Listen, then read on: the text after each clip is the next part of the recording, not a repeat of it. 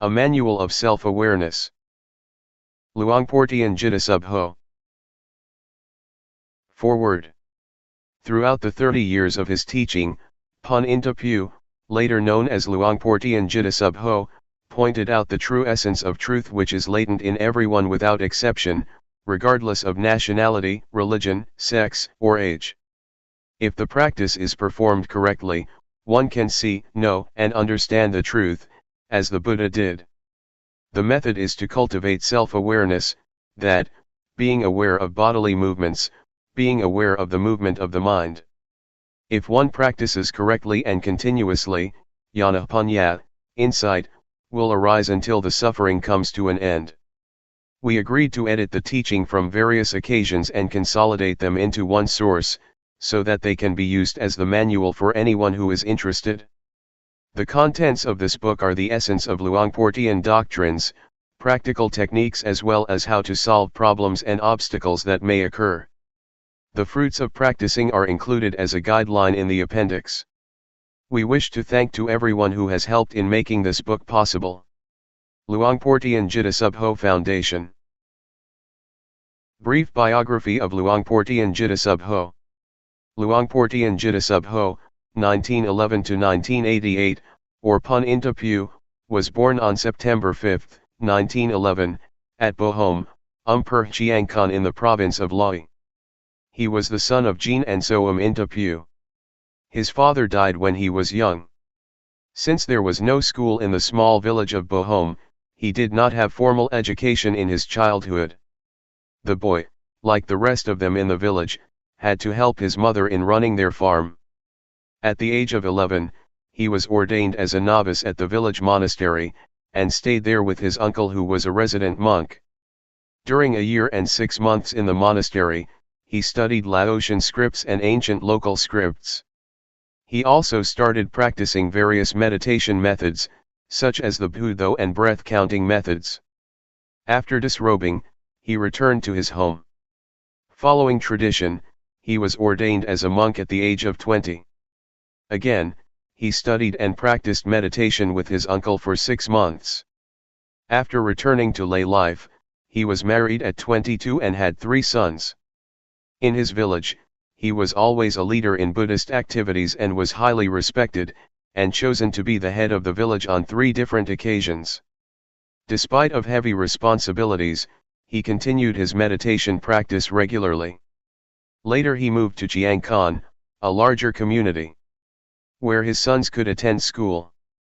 Being a merchant, he sailed his steamboat along the Mekong River between Chiangkan, Nong Khai Vientiane, or even as far as Luang Prabang. He had opportunities to meet several meditation masters, and his enthusiasm in pursuing Dhamma, the truth, continued to strengthen. Furthermore, he began to realize that many years of being good, making merit, and practicing various methods of meditation had not liberated him from his anger. Finally, he determined to start searching for the way out. In 1957, when he was nearly 46, he left his home with firm determination not to return unless he found the truth. He went to Wat Rung Siamuk Daram, Thumbone Punpro, Luangpur Tabor in Nong Khai province, Luangpur Chiang Mai at present, and practiced a simple form of bodily movements, except that he did not follow the recitation of the words thingning, moving, stopping, like others did. What he did was only being aware of the movements of the body and mind. Within a couple of days, on the early morning of the 11th day of the waxing moon, the 8th month of 1957, his mind reached the end of suffering completely without traditional rituals or teachers. Later he returned home. He taught his wife and relatives what he had found for 2 years and 8 months, as a lay teacher. He then decided to re-enter monkhood in order to be in a better position to teach the people. The ordination was made on February 3, 1960. His teachings were spreading across the country as well as outside. He devoted his life to the teaching of Dhamma despite his poor health. He was diagnosed to have stomach cancer, malignant lymphoma, in 1982. In spite of his illness, he continued his work actively and incisively until the end of his life. On September 13, 1988 at 6:15 p.m., he passed away calmly at the age of 77, in a hut on Ga Buddhadhamma, Tup Ming Kwan, Thumbone Gudpong in Lae Province. Introduction. 1. The Dhamma, the truth, which I am talking, belongs to everybody.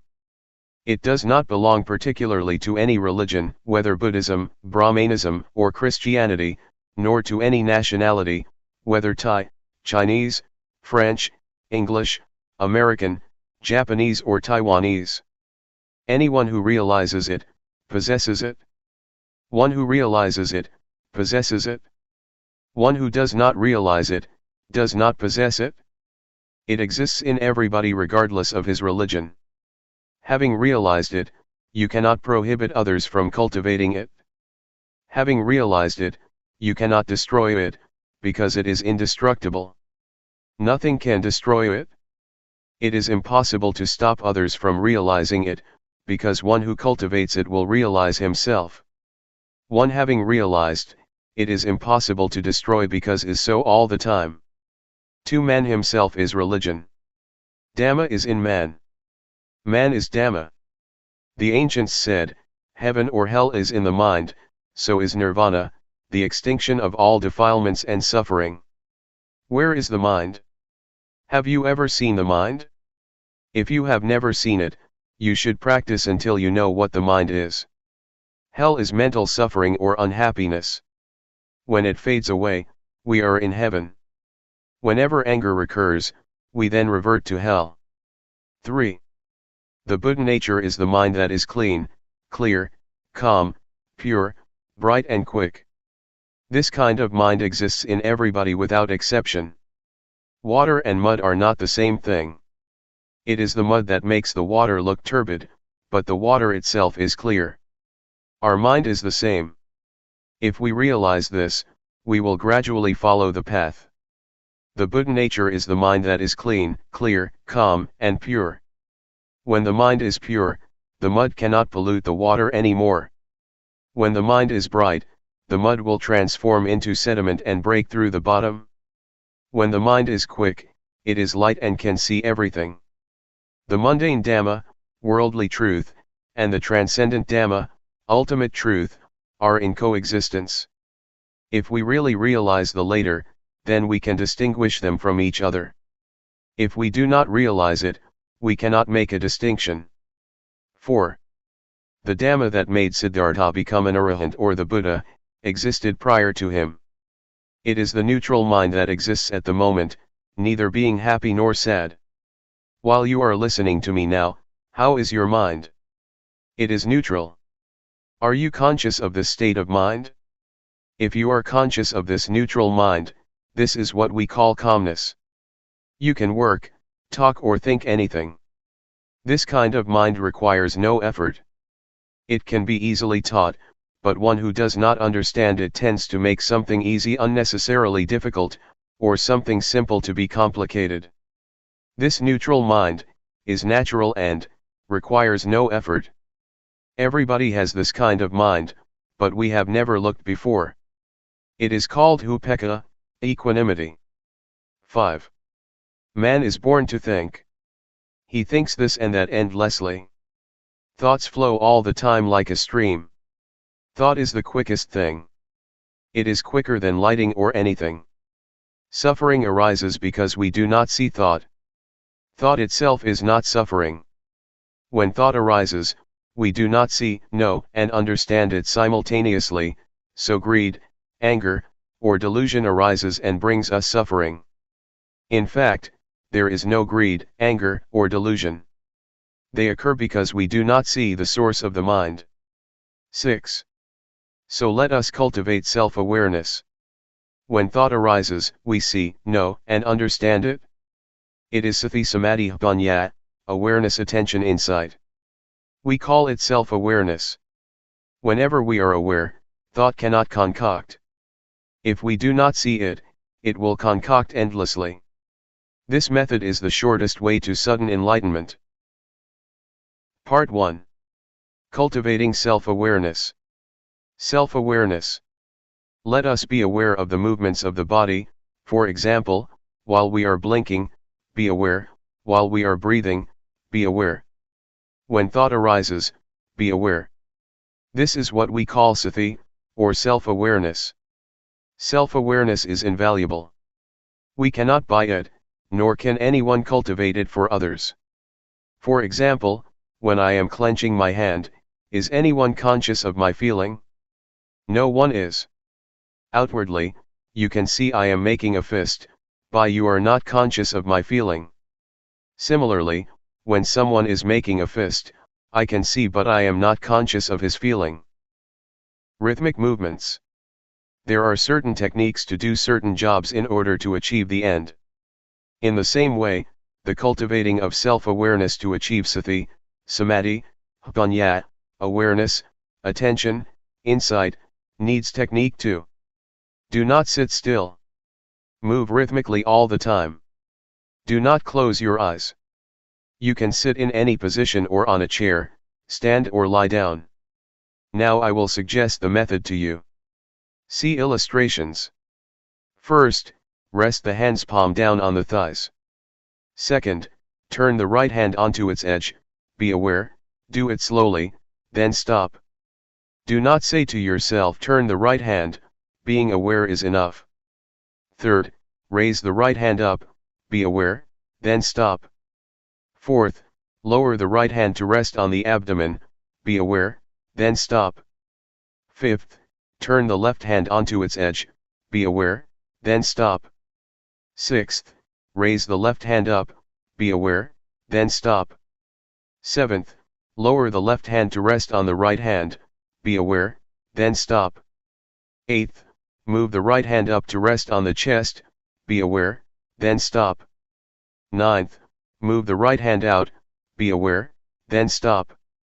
10th, lower the right hand onto its edge on the thigh, be aware, then stop. 11th, face the right palm down, be aware, then stop. 12th, move the left hand up to rest on the chest, be aware, then stop.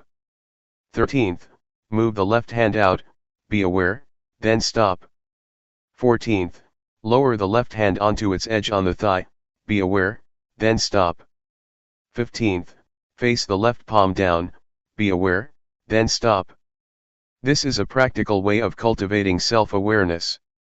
We do not have to study the scriptures because they are only words. Studying the scriptures is not the way to enlightenment. This practice is the way to enlightenment. There are 8 steps of rhythmic movement in standing, 7 steps in sitting down. We should also be aware in other positions, such as lying on our left side, right side, or lying flat on our back, getting up from the left side, from the right side, and from lying flat on our back. You should cultivate self-awareness frequently. Walking back and forth, Jungama walking.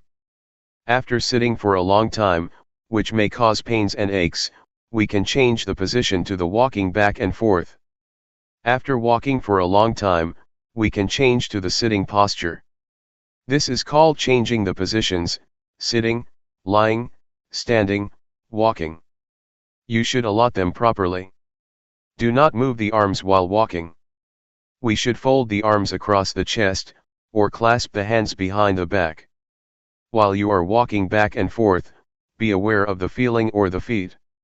It is not necessary to say to yourself, right foot moves, left foot moves.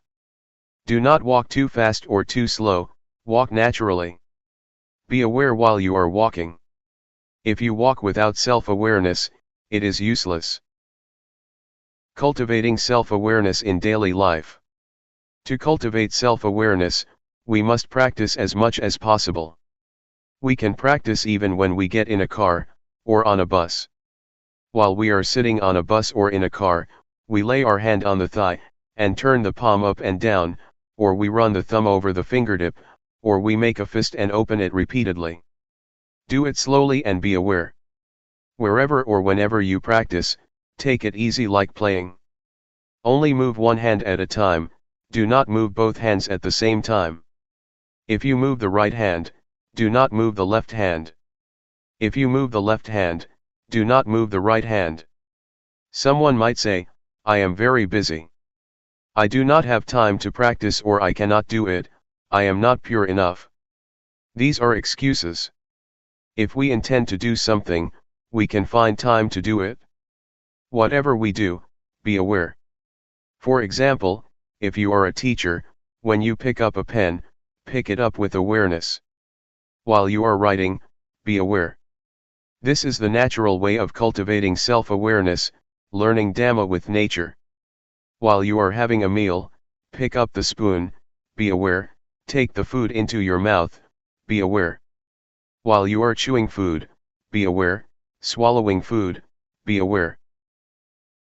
Practice continuously like a chain. I guarantee the teachings of the Buddha, and the method I teach. I guarantee what I am saying, if you are serious enough and practice continuously, like a chain or the hands of the clock that rotate all the time. To practice continuously like a chain or like the rotating hands of the clock, does not mean that you have to cultivate self-awareness, by doing rhythmic arm movement, or walking back and forth all the time. The word to practice all the time means to be aware while doing all daily tasks, washing clothes, sweeping floor, cleaning house, washing dishes, writing, or buying and selling, just be aware. This awareness will accumulate little by little like the raindrops fall into a good container, and fill it to the brim. When we walk forwards or backwards, move the hand in or out, be aware. When we go to bed, we can make a fist and open it repeatedly until we fall asleep. When we wake up, we should continue our practice. This is called cultivating self-awareness. Summary. Practice the rhythmic movements continuously like a chain, as the Buddha taught. Be aware of it at every moment, standing, walking, sitting, lying, bending or stretching. When you practice the rhythmic movement, turning the palm up and down, raising the hand, lowering the hand, be aware. When you are nodding, and raising your head, be aware, leaning to the left, leaning to the right, blinking the eyes, opening the mouth, breathing in and out, be aware. When thought arises, be aware. Be aware of the movements all the time. Do not sit still. This is the technique of cultivating self-awareness. The essence of practice, a handful leaves Dhamma, is being aware of the movement of the body and the movements of the mind. I guarantee, if you practice continuously and seriously as I have taught, in at most 3 years, suffering will end. It may take only 1 year. For some people it may take only 1 to 90 days. The result is that suffering will decrease, or cannot disturb you anymore. Part 2. Walking on the path. Be sure that our objective in practicing Dhamma is self-knowledge. We should start from the basic stage and go step by step as the Buddha taught. If we do not follow this way, there will be no progress in our practice. Basic stage. For the beginners, doing rhythmic arm movement is better than walking back and forth. Move the arm rhythmically, slowly, gently, and lightly. When it stops, be aware of it. When it is moving, be aware of it. If you move the arm too fast, you cannot catch up with the bodily feeling that arises, because the awareness is not strong enough. We should practice continuously, regardless of tiredness. If we think we are tired and take a break, there will be no chain of continuity. After you have realized something called Rup-Nam, body-mind, then you can walk back and forth. You must really realize it. When thoughts arise, do not stop them. Let them flow, do not follow them but come back to Rup-Nam. Always be aware of Rup-Nam. Sometimes, piti, rapture, will arise. PT will carry us away from being aware of Rup Nam. As long as we are not aware of Rup Nam, our mind will be gradually dulled. Thoughts will arise, let them arise freely. You might feel dizzy or suffocated, if you suppress them. Be relaxed, do not worry whether you are aware or not. The first stage that one will realize is Rup Nam objects. These are Rup, body, Nam, mind, Rup acting, Nam acting, etc. See the appendix. One should review backwards and forwards, over and over. While we are reviewing these objects, thoughts will arise. Let them go. Whenever we are aware, the mind will stay with Rup Nam objects. Review them backwards and forwards, until they are embedded in the mind. When thoughts arise, sometimes we are carried away by them, which might make walking or doing rhythmic movement faster or quicker. We should be aware and slow down. It does not matter how long it takes. Seeing thought mind stage. After one has realizes Rup Nam objects completely, one should keep on observing thoughts. Speed up the rhythmic arm movement or walk faster. Do not suppress thoughts. Practice with ease. Observe thoughts with ease. Whenever thought arises, whether gladness or sorrows, be aware of the bodily movements, then thought will stop immediately. Generally, when thought arises, the mind will be dragged along, like a kitten trying to catch a big rat. The rat, thought, is bigger and stronger than the kitten, awareness. When the rat shows up, the kitten, by nature, will catch the rat. The rat is frightened and runs away with the kitten holding on. After a while the kitten becomes tired and let the rat go. Similarly, thoughts will arise endlessly and stop by themselves. As we cultivate self-awareness more and more, it is like we keep feeding a kitten until it becomes a big, strong cat. When thought arises, the mind will not be dragged along, and thought will stop immediately. If thought arises powerfully, we have to clench our fist tightly, or do whatever actions that suit us. If it is strong enough, then thought will stop by itself. Keep on practicing. Whenever thought arises, you will be aware of it immediately. As I have often told you, if there are two men and one chair, the man who is stronger and quicker will occupy the chair. When we cultivate self-awareness more and more, this self-awareness will replace the unawareness, so the unawareness will gradually decrease. Let thoughts arise, the more thoughts arise the more we are aware. When self-awareness increases more and more, it will catch up with thoughts. Suppose that 100 thoughts arise, we are aware of only 10 but we are not aware of the other 90. Next, thoughts are 100, we are aware of only 20 but not the other 80. We continue our practice until we are aware of 80 but not the other 20. Now, we are aware of 90 thoughts, then 95. When we are aware of 95 out of 100, we should practice earnestly. Do not be discouraged or slack or sleep during the daytime. When thought arises, we are aware of it immediately again and again.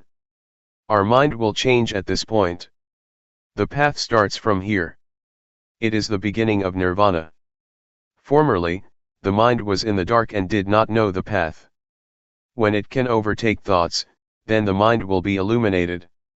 This light is not the external light, that can be viewed by the naked eye. The mind itself is free and illuminated. It is called wisdom eye, the arising of Jnana of Vipassana, insight. We should continue practicing rhythmic arm movement or walking back and forth.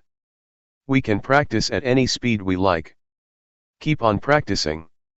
Let Jnana, insight, itself penetrate the objects of insight. There is no need to learn from any teacher or scripture.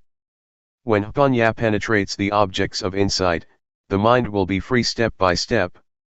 There are 5 steps: the first jhana, the stage of seeing, knowing, and touching the objects of insight with the mind; the second jhana, the third jhana, the fourth jhana, and the fifth jhana, respectively. When we know, see, and understand these objects of insight, thought will arise quicker. When we reach the last step, jnana will arise by itself. Once I attained this state, I understood the saying that the Lord Buddha has his hair cut only once. Whenever you have attained this, you could understand it, you cannot know it beforehand. If you know it beforehand, that is knowledge of Jnana. It is not being. When I see, know, and understand this, I realized, oh, the Lord Buddha has his hair cut only once, that does not mean the real hair. It means this was cut off. As we fasten a rope tightly between two poles, when we cut it in the middle, each part will return to its pole and cannot be rejoined. We will know and see the change. It is absolutely light, as if it is weightless. It is the end. When it ends, jnana will arise, and one will realize the end of suffering. Recommendations. There are two kinds of thought. The thought that comes in a flash, then goes away. This kind of thought brings anger, greed, or delusion. The second kind is the thought that we deliberately think. This one does not bring anger, greed, or delusion, because we intend to think with mindful knowledge. In this method, do not try to suppress thoughts. Let thoughts arise naturally. The more thoughts arise, the more we are aware. Some people feel annoyed with the distractions and worried that there is no samadhi, meditation. This is a misunderstanding. Distraction is a good thing because the more thoughts arise, the more we are aware. Keep on cultivating self-awareness earnestly, but do not concentrate. When thoughts arise, do not suppress them, but detach from them by being aware of the bodily movements. Self-awareness will replace the unawareness. Observing thought is the most important thing, which most people ignore. When thought arises, we begin to criticize or make comment on it. This means that we get into thought. It is not letting go of thought. It is knowing thought, not seeing thought. If we keep observing thoughts without any bodily movement, when thoughts arise, we will get into them easily. Therefore, it is necessary to be aware of the bodily movements. When thought arises, we will see, we will know. Whenever we see ghosts, deities, Buddha images, crystal balls, or even the Lord Buddha, that is not true seeing. It happens because the mind wanders away. We do not see the thought, so the mind concocts by itself. It concocts because we do not see the source of thoughts. When thought arises without our seeing, it will conjure up ghosts, colors, lights, deities, hell, or heaven. Whatever it is, we will see it as such. It is an illusion. It is the mind's trick. The seeing is true. What is seen is not true, so it cannot free the mind. Only if we see realities, the mind will be free from suffering. This is the shortest path. When thought arises, be aware of it immediately. This is the authentic Dhamma practice. Doing the rhythmic movement is only the technique, which can help to see thought. Part 3. Obstacles and Solutions. There are some obstacles in this method. I will recommend you how to solve these obstacles that may occur to the practitioner. Strain, dizziness, giddiness, suffocation. When we first begin our practice, we tend to concentrate. We want to know, see, be, and have. This is not the right understanding. If you know, see, be, and have, you might get strain, dizziness, giddiness, or suffocation. This is not the correct practice. When thoughts arise so much, we do not like it and try to suppress them. This brings us trouble. The correct method is practicing with ease. Look far away and cultivate self-awareness lightly and gently. Do not concentrate. Move or walk comfortably and rhythmically with awareness. Drowsiness. If you feel sleepy while practicing, you should change to another kind of work, for example, weeding, washing your face, taking a bath, washing clothes. We should find a way to avoid the obstacle. Calmness under unawareness. Calmness under unawareness is called BT, rapture, clinging to calmness. This is an obstacle. The cultivating of self-awareness is not to obtain this kind of calmness, but always be aware of the movements. Vipassana. After we have attained Rup-Nam objects, this is the end of the basic stage. Someone will stop practicing because he thinks that he has attained the highest Dhamma. At this stage, knowledge will arise endlessly and we will be proud of this knowledge. When thoughts arise, he does not see them, and then gets into them. One who attaches to Vipassana will be talkative and arrogant. The knowledge of Vipassana will soon be forgotten and makes man too proud of himself. This is called Vipassana. The solution is, doing rhythmic movement with ease, do not concentrate or desire for the result. Do the movements lightly and gently. When thought arises, be aware of the bodily movements. Jnana. When one realizes Paramatha objects, see appendix, PT, rapture, will arise. One is delighted of this knowledge. In general, PT is good, but according to this method, PT is the obstacle of attaining the end of suffering. When PT arises, one will attach to it. We should do the bodily movements vigorously, and as much as we can, to turn the mind away from PT, and back to the movements. Do it slowly and rhythmically. When self-awareness increases more and more, PT will gradually fade away and the mind will return to the ordinary state. Suffocation, giddiness, or strain may arise. We should practice with ease, look far away and move gently. We should not stop practicing because of these obstacles, but continue our practice earnestly. Do not sleep in daytime but rest at night. Vipallasa. According to the texts, Vipallasa means seeing false as true, hell as heaven, evil as good. Vipallasa is the state of mind, when one discovers something excellent, and thinks that he can keep it. So he leaves self-awareness behind to get that thing. It is like it was stolen by a thief. When he starts looking for it, it is no longer there. It is hidden. One should not leave self-awareness, even at the end of suffering or whatsoever. I realized the end of suffering after I attained it. At that moment, I was in the state of Vipallasa. I clung to ecstasy because I had never been like this before. I was walking back and forth and I felt like I was floating above the ground about 1 to 2 meters. Actually, I was walking on the ground. I clung to that ecstasy but it did not last for long. Then I was aware of myself, why is it so? I began to review the objects of insight. At this stage, you should review the objects backwards and forwards, but this does not include Rup-Nam objects. After reviewing the objects, the ecstasy will gradually fade away. The mind will return to the ordinary state. Summary. If there is strain, dizziness, giddiness, or suffocation, we should do the movements gently. Do not concentrate. Do it with ease, look far away, then the uncomfortable feelings will loosen by themselves. The solving method of Jnana is the same. Vipassana and Jnana must be solved by correcting the technique. Do not review the objects of insight. In the case of Vipallasa, we must review the objects of insight, Paramatha objects. Practice with ease. When the objects are clear, the strain will gradually decrease. Let thoughts arise, do not suppress them. When you practice, you must take care of yourself. Do not expect other people to take care of you. When anything that is not normal arises, you must stop practicing immediately. The abnormal state will gradually decrease by itself. Epilogue. 1.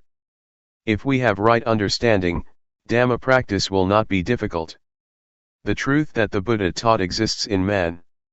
What he taught, everyone can do. 2. This method is easy. It is not necessary to study the scriptures, because the truth exists in man. Everyone can be aware of the movements of his own body and mind. Though we are not aware of ourselves, the bodies still move and thoughts arise, but we are not aware of them. The mind will conjure up unreality, if we are not aware of the movements of the body and the mind. This method is nothing other than being aware of the movements of the body and the mind. In other methods, There are many activities, for example, keeping precepts or practicing concentration. This method is not related to anything else. Why not? Because the truth exists within ourselves. 3. When we cultivate self-awareness, we should let every part of the body and the mind work naturally. Do not force them against their nature. This technique can be applied naturally, and does not do anything against the body's functions. Eyes, to see. Ears, to hear. Nose, to smell. The bodily movements must be done in a natural manner according to their functions. The mind generates thoughts, let it functions freely. Do not do anything against the natural functions of the body and the mind, but cultivate the self-awareness to catch up with the movements of the body and the mind. 4. There are two kinds of calmness.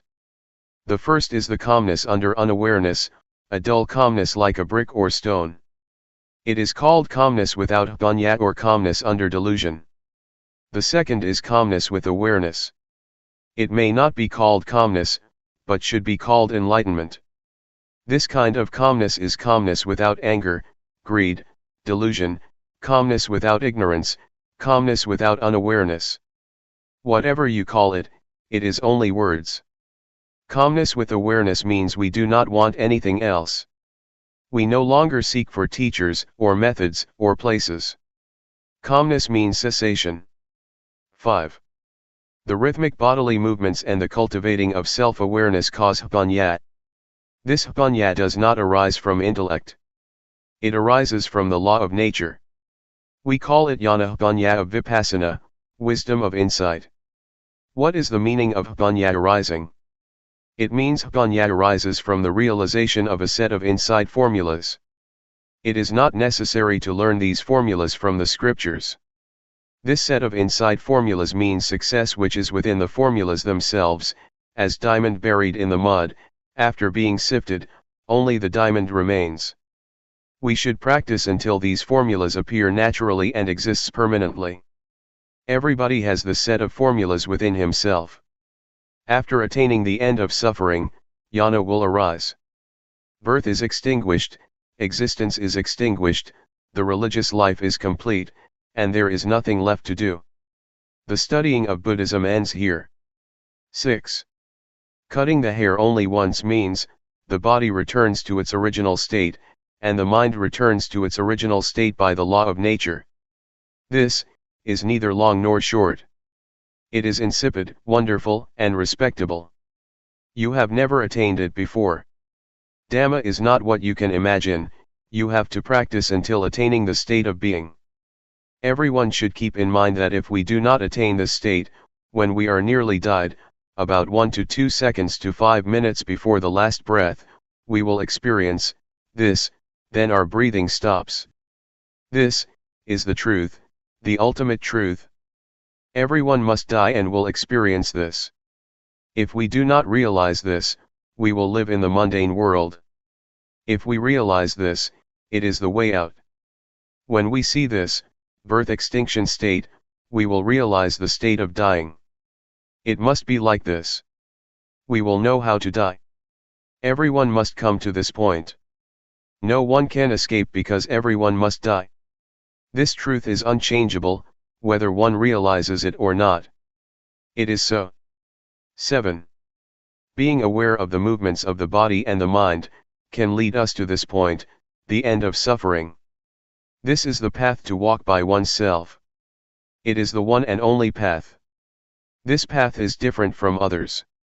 You will realize Rupnam objects within 5 to 10 days, if you practice earnestly. One who practices seriously, within 1 to 3 months, his state of mind will change. It is the beginning of the path. If you are a conscientious man, no longer than 3 years, you will attain the end of suffering. For one who is not serious enough, it is useless even after 10 years. I have challenged many people to practice. More or less, some must have realized. Warning. You should not practice according to your own content, opinion, or thought.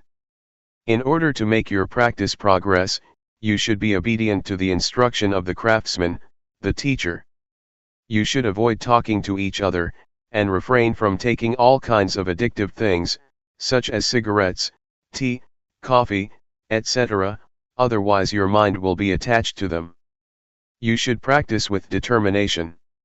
Do not deceive yourself. Do not sit still. Keep doing rhythmic movements continuously. Do not concentrate. Practice with ease. Open your eyes. Let thoughts arise freely, do not suppress them. For this method, you will see, know, and understand this way, see appendix. If you see other than this, it is not correct. To one that feels. The teaching of Luangpor Teean. Translated and edited by Tavivat Puntarik Vivat and Bhikkhu Nirodho. It is to one that feels that I teach Dhamma, not to one that does not feel. The Awakened One. Foreword. Luangpor Teean, CE 1911 to 1988, was one of the most remarkable teachers of Buddhist practice to appear in Asia in modern times. His teaching issued very directly from his own experience, intensely personal and original, and in translating the talks collected here from Thai into English we have attempted to achieve the highest fidelity to the original, preserving the talk's style, rhythms, verve, and profundity, together with their occasional peculiarities of expression. Our overriding concern to present as far as possible an exact English equivalent of Luangpor Teean's Thai talks has resulted in a text liberally sprinkled with technical terms. With the exceptions of the Thai words rup, nam, and pra, all the technical terms are given in their Pali forms. And each is translated, in parenthesis, at least once in every chapter, except the final chapter. A glossary of Pali terms has been provided to further facilitate the work of understanding. For their help in the production of this book we would like to thank the following: Richard Baksa, who typed the first draft of this revised edition of To One That Feels onto computer disk, Nancy Steckel, who designed the cover, Olarn Pinkaua, who provided the rope illustrations, the Buddhist Association of the United States and Kangsak Tanphaya Chitra MD, in affiliation with Prasunthorn Playment, president of the Buddha Dharma Meditation Center, who contributed the funds for printing this book, and Ed Stauffer, of Comzet Limited Bangkok, whose generosity in donating time, materials, and his typesetting and design skills has been invaluable. Bhikkhu Nirodho, Thailand. Tavivat Puntarik Vivat, Bristol, Pennsylvania. July BE 2536, 1993. Original Preface. This book is not concerned with words, but with the practice at yourself. The fruit that is received, you receive it at yourself. This method is therefore the most direct and easiest. It is to watch the mind at the moment it thinks, to know the deception in the actual moment, and to resolve it there. It isn't that knowing the thought we evaluate it, because doing so is delusion, anger and greed as well. When we can cut here, there is Sati Samadhi Punya complete at this moment. Practitioners who tried the practice, both Thai and non-Thai, especially Singaporeans, have given donations towards the printing of this book, which is being published for those who have never tried the practice. The practice described in this book is of such value to be priceless, just as the life of humans has no price and cannot be bought or sold. Luangpor Teean. February 1 BE 2527, 1984. It rains hard on a covered thing. It rains hard on a covered thing. It rains not hard on an open thing. Today we shall talk about how to end dukkha, suffering, according to Buddhism. The Buddha taught that each of us could come to the very important point of the cessation of dukkha. So I shall talk about a simple and direct method of practice according to my own experience. I can assure you that this method can really release you from dukkha. When we talk about a method to end dukkha, the words are one thing and the practice is quite another. The method of practice is a method of developing sati, awareness, in all positions, standing, walking, sitting and lying. This practice has frequently been called satipatthana, the grounds of awareness, but whatever you call it, the point is to be aware of yourself. If you are aware of yourself, then moha, delusion, will disappear. You should develop awareness of yourself by being aware of all your bodily movements, such as turning your hands, raising and lowering your forearms, walking forward and back, turning and nodding your head, blinking your eyes, opening your mouth, inhaling, exhaling, swallowing saliva, and so on. You must be aware of all of these movements, and this awareness is called sati. When you have awareness of yourself, the unawareness, which is called moha, or delusion, will disappear. To be aware of the movements of the body is to develop sati. You should try to develop this awareness in every movement. When you are fully aware of yourself, there arises a certain kind of panya, knowing, in the mind that knows reality as it is. To see yourself as you are, to see Dhamma, actuality, the way things are, the truth of nature, of existence.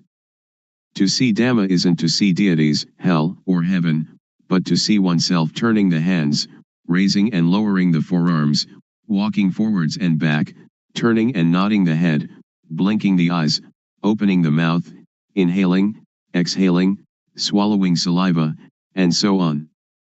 This Rup Nam. Rup is body, Nam is mind.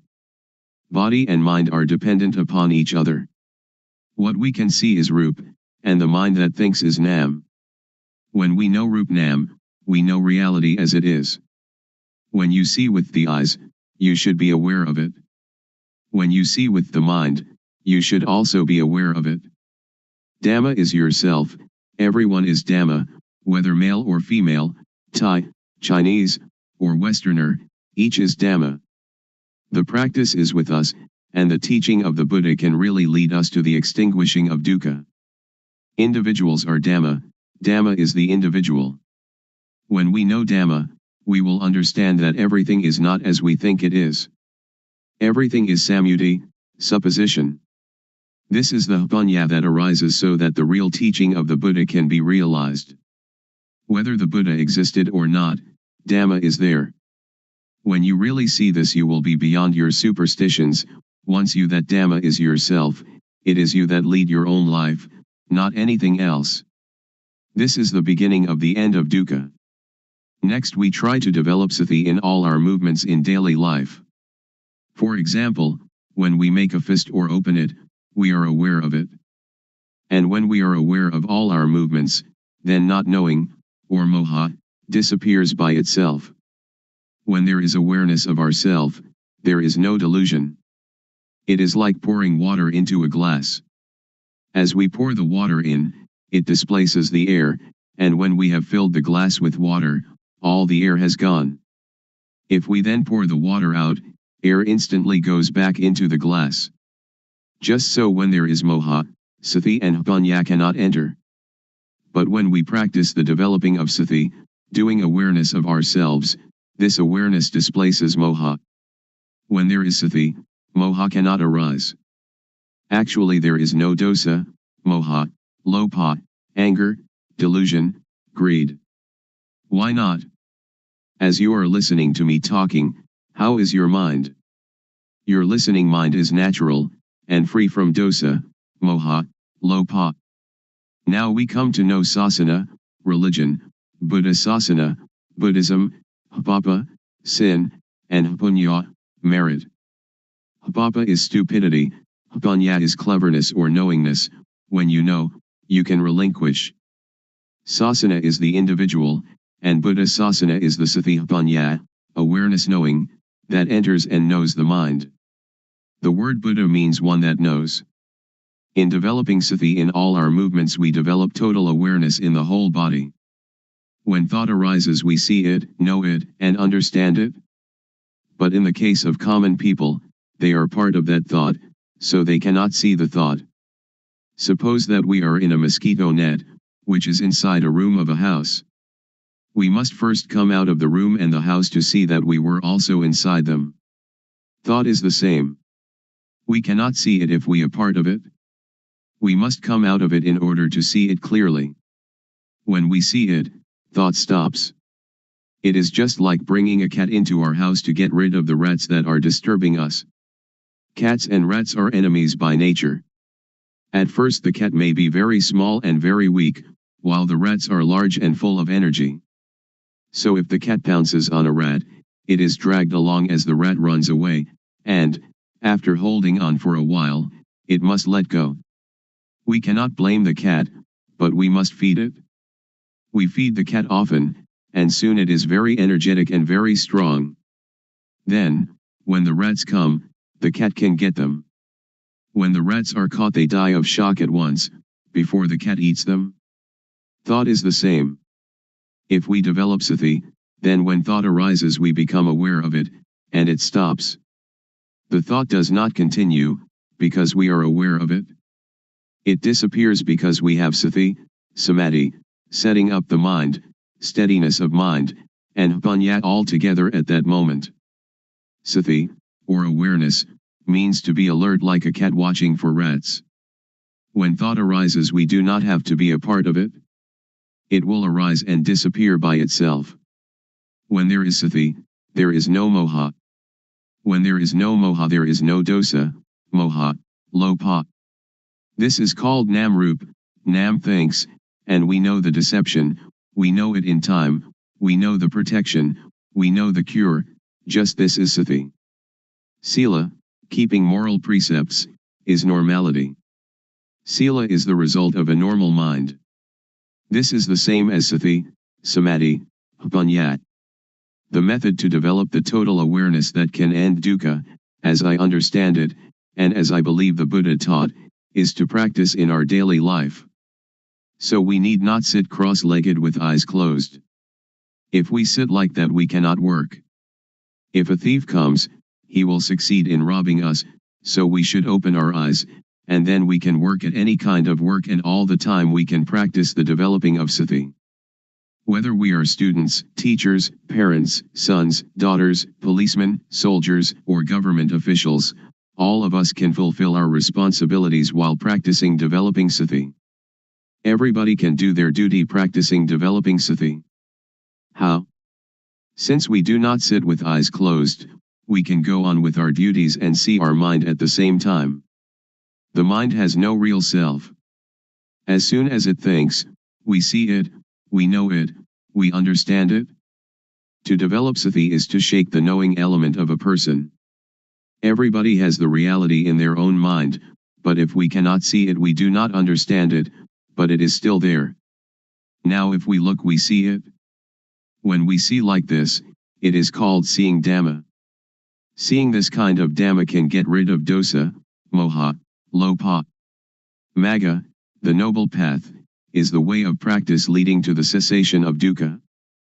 The way of practice is to be aware of thought. Our body works according to our duties and responsibilities, but our mind must see thought. Dukkha arises and, because we do not see it, it conquers and enslaves us, it sits on our head and slaps our face, but if we can see it, know it, and understand it, then it cannot defeat us. Dukkha is like a leech that attaches itself to us and sucks our blood. If we try to pull it off it is stubborn, it resists, and we hurt ourselves more. But if we are clever we simply use water mixed with tobacco leaf and lime, and squeeze the water onto the leech. The leech is afraid, and drops off by itself. So we don't have to tear it out, or to force it, in order to get rid of it. This is the same. Those who don't know try to stop dosa, moha, lopa, they try to fight and suppress it, but one that knows just has sati to watch the mind and see thought. It is like turning on an electric lamp. A person who does not know about electricity will try at the bulb instead of the switch, so the lamp does not light. But someone that knows about electricity knows how to use the switch, and the lamp lights up. Dosa, moha, lopa is like an electric lamp, the thought is like the switch. The thought is the cause of this derangement. If we want to eliminate the derangement, we come to the thought. When we have sati watching thought, dosa, moha, lopa cannot arise. Actually, there is no moha, no lopa and no dosa. We touch the switch here in order to have light there. We develop sati here in order to end all dukkha. Dukkha arises from moha. When we have sati there is no moha and so no dukkha. When we move our hands we feel, and the awareness of this feeling is sati, and when we have sati we are separate from thought and can see thought. You should not pay so much attention to the movement, but use sati to watch conceptual thought. Just passively see the thought, do not stare at it. When thought arises, let it pass away. Actually there is no moha. Moha arises when we are not aware. It is like when we build a new house, there are no rats, but when we fill the house with things the rats come. Sometimes, when people criticize or blame us, we feel disappointment. In this practice, awareness of the disappointment will arise at the same time, like the cat catching a rat. When we can maintain our mind in this way, dosa, moha, lopa cannot arise. When thought, suffering, or confusion arise, do not try to stop it, but observe it, and we will understand its nature.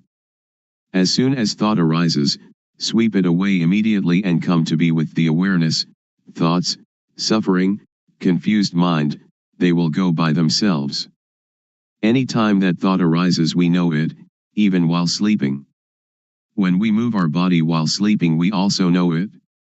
This is because our awareness is complete. When we see thought all the time, no matter what it thinks, we conquer it every time. Those that can see thought are near the current to nibbana, extinction of dukkha. Then we will come to a point where something inside will arise suddenly. If the thought is quick, panya will also be quick.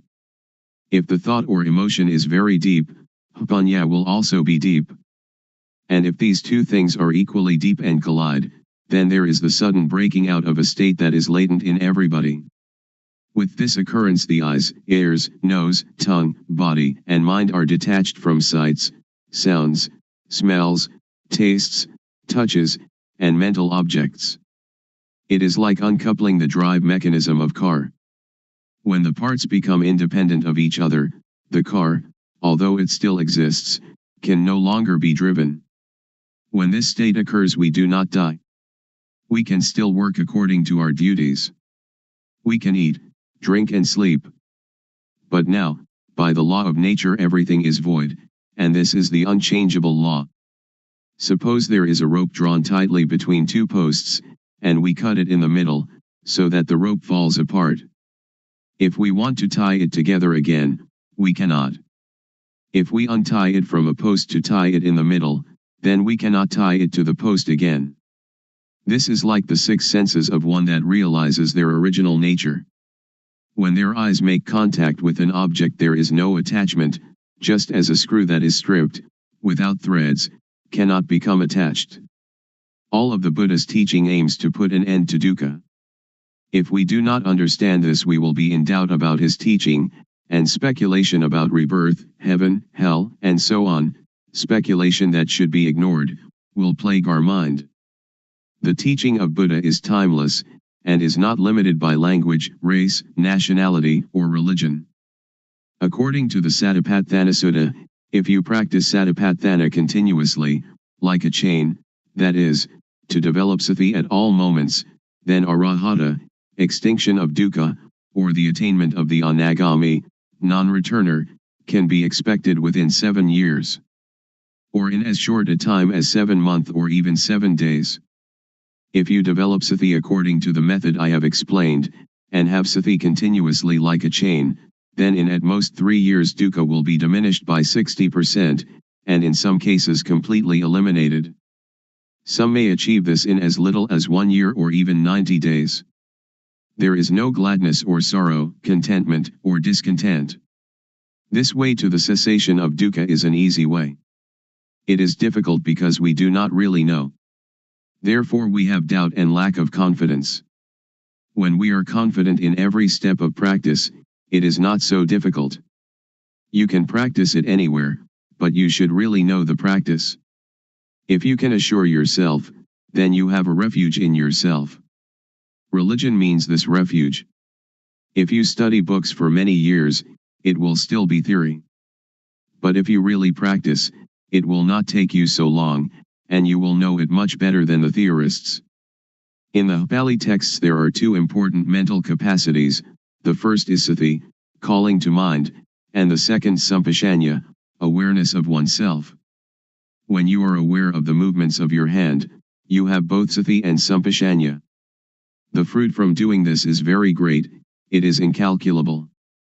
You cannot buy non-suffering, but must practice by yourself, until it arises by itself, because it is already there.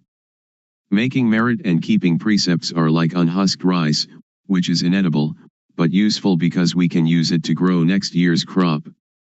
Making ourself calm is like husked but uncooked rice, and is still inedible. There are two kinds of calmness. The first is samatha, concentration, one-pointedness, calmness, the second vipassana, seeing the true nature of personal existence, calmness.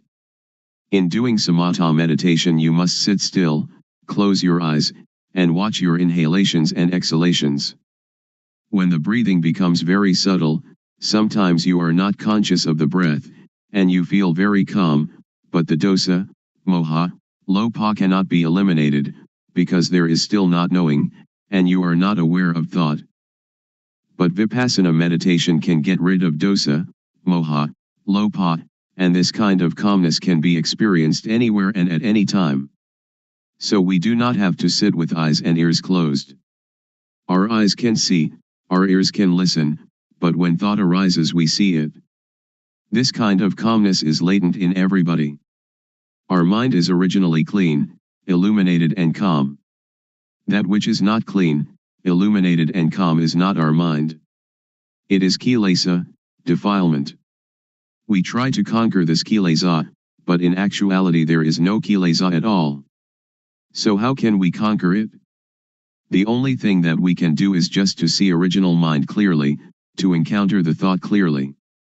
When we see the mind clearly, there is no moha. The word clean indicates the mind's natural state, not stained or covered by anything. We have satipanya penetrate into the mind and see it, knowing it to be stable and unaffected by anything. This is the cleanness of the mind. The illumination of the mind is like having a bright light that allows us to go in safety wherever we may go. In this radiance we see our life mind all the time, every minute, every second, every instant. This is the illumination of the mind. Calm means cessation, the cessation of dosa, moha, lopa, of all agitation and difficulty, the cessation, too, of seeking any method or system. We need no longer look for a teacher because we really know, for and by and in ourself. When we really know the mind, we know it to be clean, illuminated and calm at all times. When we know the mind, we know how dukkha arises and how dukkha ceases. We know thought every time it thinks. We are even aware of our heartbeat. And whatever our movements are, we know them. We know by watching naturally, without strain or tension. The knowing is very quick, it is quicker than lightning, quicker than electricity, quicker than anything. The knowing is the same as panya, the same as satipanya, sati and samadhi and panya, they are all the same. The panya really knows everything. Even when the slightest sound occurs, we know it. The wind touches our skin, we know it. Thought arising in any manner, we know it. When the thought is deep, the panya is also quick. However quickly thought arises, the panya knows the thought. This is called patijjasamuppada, dependent co-arising. When there is no avidya, not knowing, the structure that gives rise to dukkha is broken, because the knowing is there. You may have heard that the Buddha cut his hair just once and it never grew again. This is a riddle. When hair is cut, it cannot attach itself again. This is analogous to cutting off avidya so that it cannot arise again. This is the inviolable law of nature, just like the rope that, stretched between two posts, cannot be tied once it has been cut. When we see this point, we know that it is latent within each person. Then why is it so difficult? It is not difficult, but it is also not easy. It is difficult and it is easy. There is a saying in northeastern Thailand, the poor are rich, the rich suffer. Why suffer? Why poor? The rich are rich in money alone, but poor in not seeing their own nature. The poor are rich with law of nature. Money cannot bring anybody to this point. Every person has the same ability to reach this point, because everybody has it. It does not matter whether we are woman or man, Thai, Chinese, or Westerner, and it is not dependent on religious belief. We all have the same original mind. This is the law of nature, just as everybody is composed of the same four elements. I can assure you that each and every person can practice, but you must have a sincere mind. I believe the saying that Dhamma existed before the arising of the Buddha. The Buddha was the first one to discover it. Before the Buddha, Dhamma was concealed. The Buddha only uncovered Dhamma. This true nature exists in every person. When you stand up, this nature stands up with you. When you sit, it also sits. When you sleep, it sleeps along with you. When you go to the toilet, it accompanies you to the toilet. It goes everywhere with you, so you can practice everywhere. So you should know how to practice, you should know how to see thought. When you know the source of thought, this is a very important point. From this point the way will reveal itself. When we have the right view and the right path, then certainly we will reach the goal. In listening to a Dhamma talk, in giving charity, in keeping precepts, in practicing samatha meditation or even Vipassana meditation, if we do not reach this goal they are good only in a worldly sense, but not in the real sense.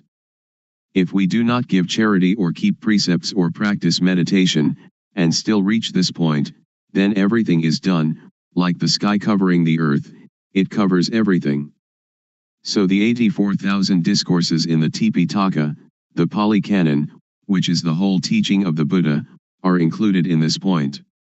If you study the entire Tipitaka, you should come to this point. If you finish the entire Tipitaka but have not come to this point, then you still have doubts, and therefore dukkha. Now we do not have to learn any sutta, the discourses of the Buddha, Vinaya, the code of monastic discipline, or Abhidhamma, the systematic analysis of the teaching found in the suttas, which together comprise the Tipitaka, but we have to come to an awareness of this point. When we reach this point, we will know the whole of the Tipitaka. Once the Buddha, walking in front of the forest with a number of monks, grasped some dried leaves and asked those monks, the leaves in the forest or the leaves in my hand, when compared which are more? The monks answered, the leaves in the whole forest are much more than the leaves in your hand, venerable sir. The Buddha then said, Dhamma that I know is great, like the leaves in the whole forest. But Dhamma that I teach you is like a handful of leaves. Please understand the meaning, the Buddha teaches only dukkha and its extinction, nothing else. Studying texts, giving charity, keeping precepts, practicing samatha meditation or Vipassana meditation should bring us to this point, otherwise they are useless. When we reach this point, everything is done. So open up the covered thing.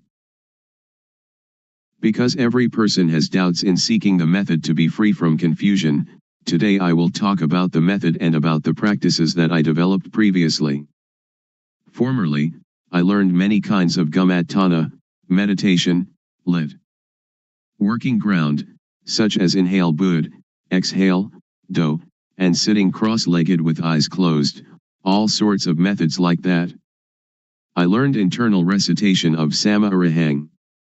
And I practiced the method of the rising and falling of the abdomen, this is also a method of inhalation and exhalation. And then I came to the method of breath counting, yet another practice of inhalation and exhalation. Then I came to practice anapanasati, awareness of in and out breaths, knowing the short inhalation and the short exhalation and also knowing the long inhalation and the long exhalation. These kinds of methods that I practiced, I didn't have any insight. These kinds of methods lead to calmness, but it was a different kind of calmness that I was seeking. Most people are seeking calmness, but the sitting calmness is the calmness that is not calm. So I continued my seeking to encounter the truth. Truth is the reality that is latent in everybody, regardless of nationality, language, or uniform. What is latent in everybody is what I was seeking, until I found it and could see it clearly, could understand it clearly. That is the real calmness. There are two kinds of calmness. The calmness that is not knowing needs to sit quietly and to sit alone. That is not real calmness. The calmness that I am going to tell you about today is the calmness that we don't have to seek. Why don't we have to seek it? Because we know the end of dukkha, suffering. This is called calmness. And we don't have to learn from anyone else anymore. Now, everybody, please listen carefully. First, the method that led me to find real calmness. Without paying any special attention to any point, I just do the movement, and just have sati, awareness, knowing all postures and all movements, such as standing, walking, sitting, lying, bending, stretching, and all the movements. When I have practiced in this way, and have awareness of all my movements, panya, knowing, arises within myself.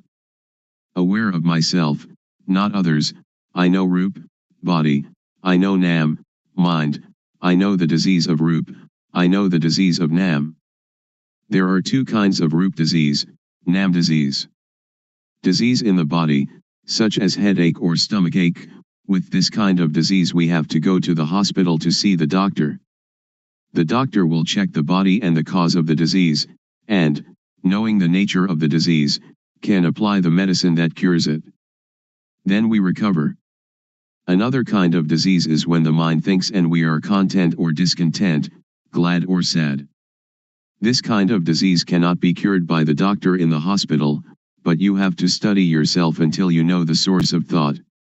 To cure this kind of disease you have to study yourself until you really know. When I know the source of thought, I have found calmness, but only a small amount of calmness arises. The real calmness is when we can cease to seek, when we don't have to run around to find anyone else, that is called calmness. I continue to do more awareness of myself, panya rises, and I know dukkang, anajang, anatta, suffering, impermanence, not self, and I know samyati, supposition. Whatever supposition exists in the world, know it completely, know it to the end, know it to the whole, and know everything that is in the world. What supposition is called samyati paniyati, convention of supposing, paramathapaniyati, convention of the touchable, athapaniyati, the deep meaning of the Dhamma, and ariyapaniyati, agreement between those that have become Dhamma. We have to really know these four conventions completely, really know them to the end, and really know them to the whole. After I know samyati completely, I know sasana, religion, I know papa, sin, I know punya, merit, I really know these things. Usually we attach to samyati, such as we attach to Hinduism, Buddhism, Christianity, or Islam. These things are only samyati. The real religion is everyone. Buddha sasana, Buddhism, is satapanya, awareness knowing, which is in everybody. I can assure you on this point. When I know myself, I know everyone is like myself, because everyone can know. Now I will talk more about hapapa. Hapapa is when one doesn't know oneself. The most hapapa in the world is any person who doesn't know her, or himself. Hapunya is somebody that is self-aware. If you are aware of yourself you are one that has hapunya, and are capable of really making yourself a noble individual, ariyapugala, this is called calmness. To be aware of oneself doesn't mean that we are aware that we are male or female, we are Mr. A or Mr. B, but to be aware of oneself is to have sati in every moment. Whatever movement the body makes, we are aware of it. Whatever the mind thinks, we are aware of it. This awareness really arises from the law of nature. When thought arises we see it, know it, and understand it. When we see it, thought stops by itself. When thought stops, Vipassana arises, and we know the source of dosa, moha, lopa, anger, delusion, greed. We know that dosa, moha, lopa is not in ourself. Whenever we cannot see our own life, cannot see our own mind, in that moment we are unaware of ourself, we forget ourself. When we are unaware of ourself, dosa, moha, lopa arises. When it arises we suffer. Everybody hates dukkha, but we don't know dukkha, so we seek calmness. Therefore we cannot have calmness just by sitting. That is not the way to calmness. The calmness that I mean is the calmness of freedom from dosa, freedom from moha, freedom from lopa, and this kind of calmness is in everybody without exception. Knowing this, I can guarantee that every person can attain this calmness. Whatever nationality, language, or religion, whether you are a Hindu, a Buddhist, a Christian, a Muslim, or whatever religion, you can learn yourself, because everyone has body-mind. All of you sitting here now and listening to my talk, the mind of everyone is like this. Our life mind is already clean, illuminated and calm, but when we say that the mind is clean, illuminated and calm, we just imitate the words of others, we don't really see it. When we really see it, we will be able to guarantee that it is already there in everybody and that anybody, if they really practice, they must know it, they must see it, and they must have it. When we know it and see it, we can guarantee that this teaching can apply to everybody in any social class and of any age. A millionaire can practice, somebody who doesn't even have one coin can practice. An educated person with many degrees can practice, the illiterate can also practice. I can really guarantee this point, but we have to know the correct method, and see into our mind. Now, all of you listening to my talk, just look into your own mind, and you will know the characteristic of the mind. Here is a parallel. The seed of any kind of fruit, if we plant it in well-watered soil, under good conditions, it will have issue. An ordinary rice or sticky rice or whatever kind of grain we plant, it too will have issue and grow up.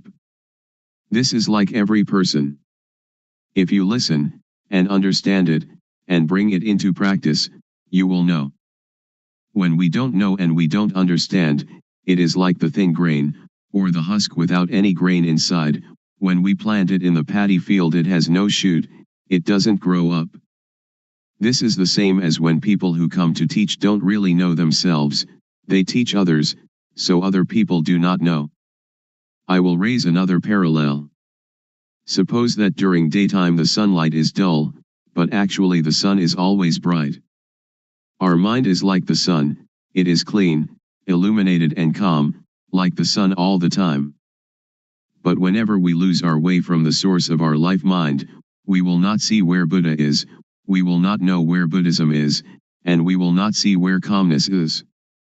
When we don't know, we seek teachers, but that is for somebody who doesn't know. If you want to have calmness, or Buddha, you don't have to do many things.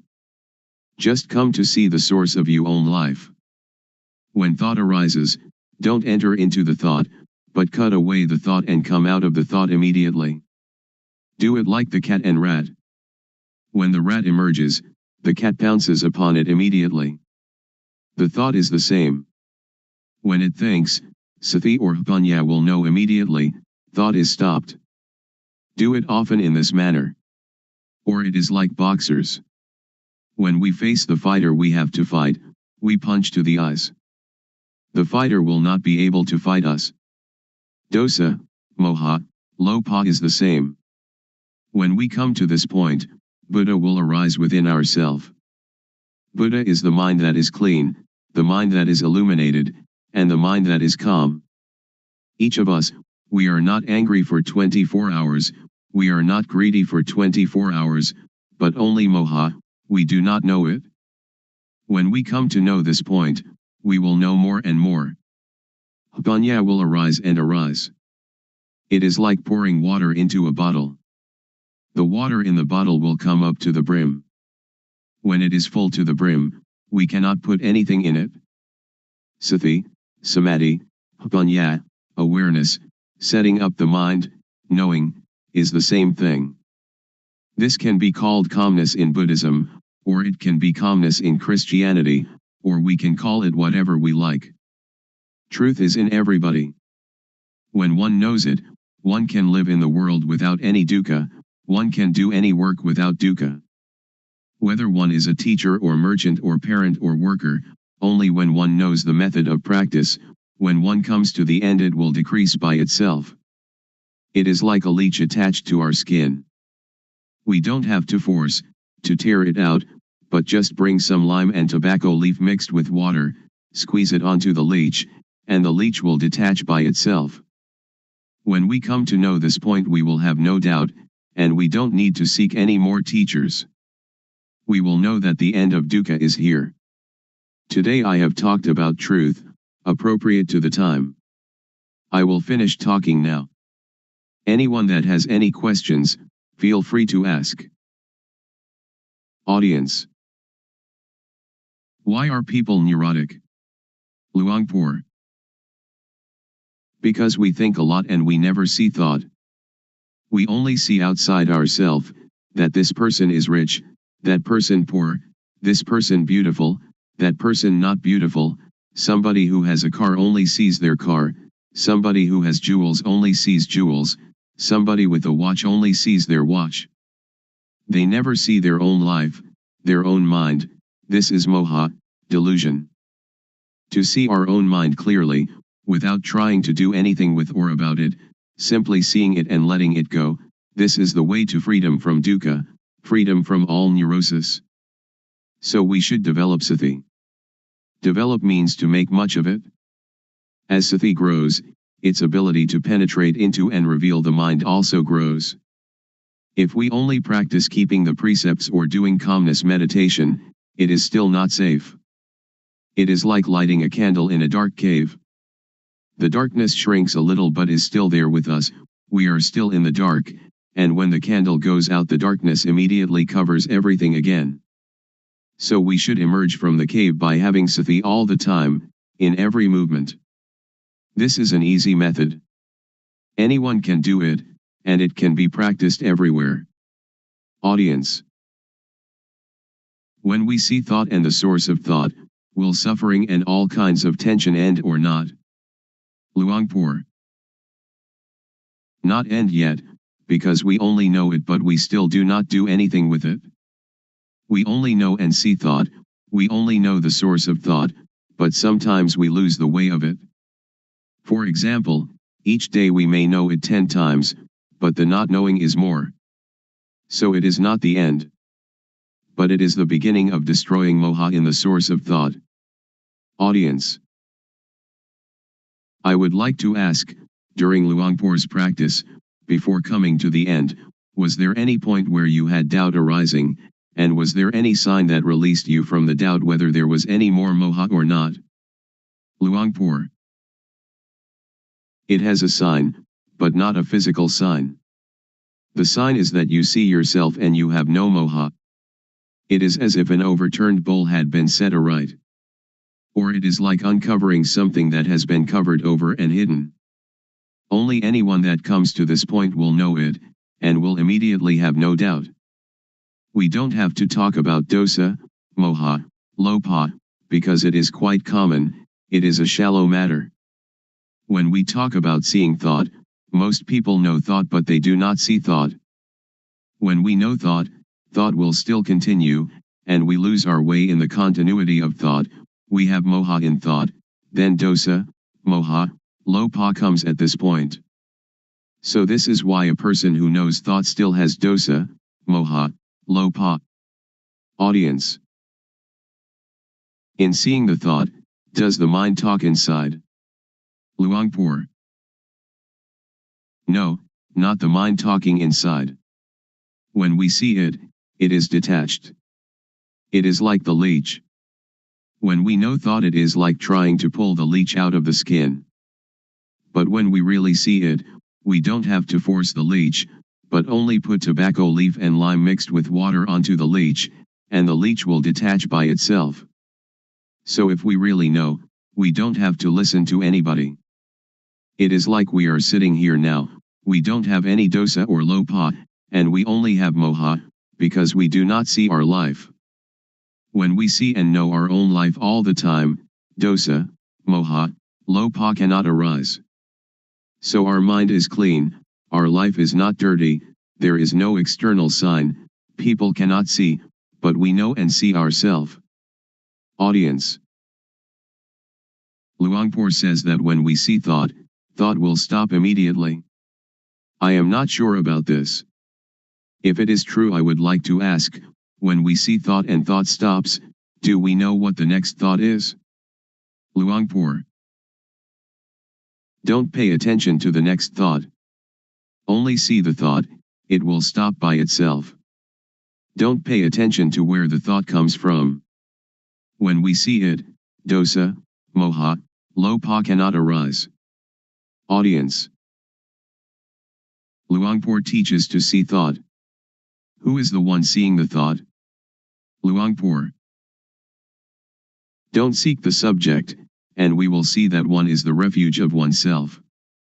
And that is the real refuge. We can either say the person knows, or we can say that Satapanya knows, whatever we may say, because there is no self that we can catch and take a look at. Because to see and to know are two different things. To know is entering into thought, and thought continues. Audience. I have listened to Luangpor, and have the feeling that thoughts, and emotions like gladness and sadness, are something external. They are like rice and curry, which we can make use of, we can eat them, and we can see them. But when these things arise in us, we cannot see them, either thoughts or emotions. This is not a question, but I would like Luangpor to make it clear. Luangpor. To see thought is one thing, to know thought is another thing. When we see thought, we can detach from thought. When we know thought, we still attach to thought. So knowing thought is the knowledge that belongs to avidya, not knowing, the knowledge of a person who has no panya. But with the knowledge of one that has panya, to know and to see can be separated. It is vidya, knowing, or panya. Panya and vidya will separate thought apart, and that is the end of dukkha. So one that has panya knows like this. But I can assure you that all of you here can do it. Please try it yourself. Just to listen you cannot know it. It is only memorizing. If we practice it, we will come to see clearly, to know really. This is our own knowledge, so it is called buddho, which means to see, or to detach. Audience. When we know truth, and we know it clearly, is there any guarantee that, after knowing the knowledge will not disappear again? When we know, do we know for good, or can it disappear? Luangpor. It is something inside us. It does not disappear. Suppose we know our eyes. We have our eyes all the time. This is the symbol that everyone has it and can teach it to others. I can assure you that all of you here, practicing this method, will not take longer than 3 years to know. Audience. Luangpor, would you please give a blessing to all those here? Luangpor. When a monk gives people the moral precepts and a blessing, that is one kind of goodness, but the real morality and real blessing is alertness and awareness of yourself. Please, each of you, practice the awareness wherever you are, at home or the office, in all movements, and that will become the real morality, the real blessing. The real morality, the real blessing will occur when you know, you see, and you understand by yourself, and when you respect yourself. Then it will not rain hard on that. Today is an important day, that we gather to listen to my talk on truth. What I am going to talk about is what I experienced.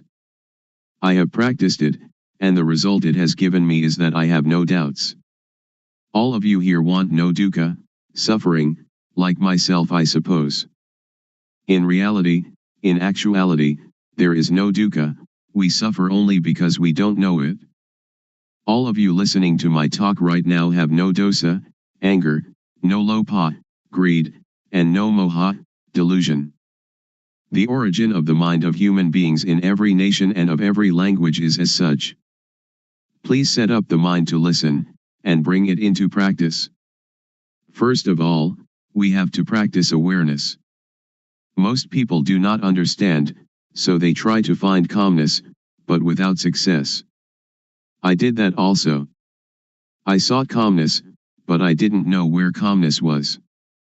Now I would like to talk about another kind of calmness. The calmness of freedom from not knowing, because we know and because we are alert. The calmness of freedom from uncalm, of freedom from doubt, because when we practice the correct method of awareness we will know the supposition of everything there is in the world, because the awareness of ourself will bring panya, knowing. There are 4 kinds of panya: knowing by memorizing, knowing by recognizing, clearly knowing, and really knowing. And all these panya are in every person. Sajja means truth. There are 4 levels of knowing Dhamma: to know Samyati Sajja, conventional truth; Paramatha Sajja, directly contacted truth; Atha Sajja, the deep truth; and Ariya Sajja, the fundamentally transforming truth. And this can make anybody become a noble individual, regardless of social class or language. The first step is Sotapanya, the second step, Sakadagami, the third step, Anagami, and the fourth step, Arahant, the 4 stages in the change from being hopelessly deceived to fully freed. Now in the beginning stage of practice, we know Vatu, thingness; we know Paramatha, mind touchable; we know Akara, change in Jess. The mind will change to be Ariya, noble, because we have clearly seen the source of dosa, moha, lopa, anger, delusion, greed, and then clearly known the source of Vedana, sunya, sankhara, vijnana, feeling, percept, conceiving, knowingness. This is called to clearly know and to really know with jnana-panya, the knowledge of full awareness knowing, that arises from the developing of sati, awareness. Next, we use sati to see the mind; panya will arise, and we will know the source of kilesa, defilement, stickiness, tanha, craving, heaviness, upadana, attachment, and kama, action.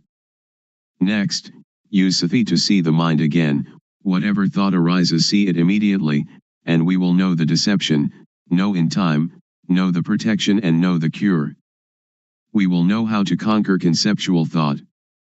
Sila, moral conduct, will occur within our own mind. It is not the person who observes sila, but sila observes the person. Sila means normality. Whenever the mind thinks abnormally we see the thought immediately; this is called sila observing us. People who only keep the precepts will not know this mind's occurrence. So sila is a tool to get rid of crude kilesa, to destroy dosa, moha, lopa, to destroy kilesa, tanha, and upadana. Then sila appears. Samadhi, steadiness of the mind, setting up the mind, is the tool to get rid of the median kilesa. Median kilesa is the attachment to calmness. I have done breathing meditation, which brings calmness, but it is the kind of calmness dependent upon moha. I did that because I didn't know the real calmness at that time. Now I know calmness. Real calmness is clearly seeing, really knowing, and really understanding. This kind of calmness, everyone can do it when they know the source of moha. Whether you are a teacher, student, merchant, or homemaker, you can do it.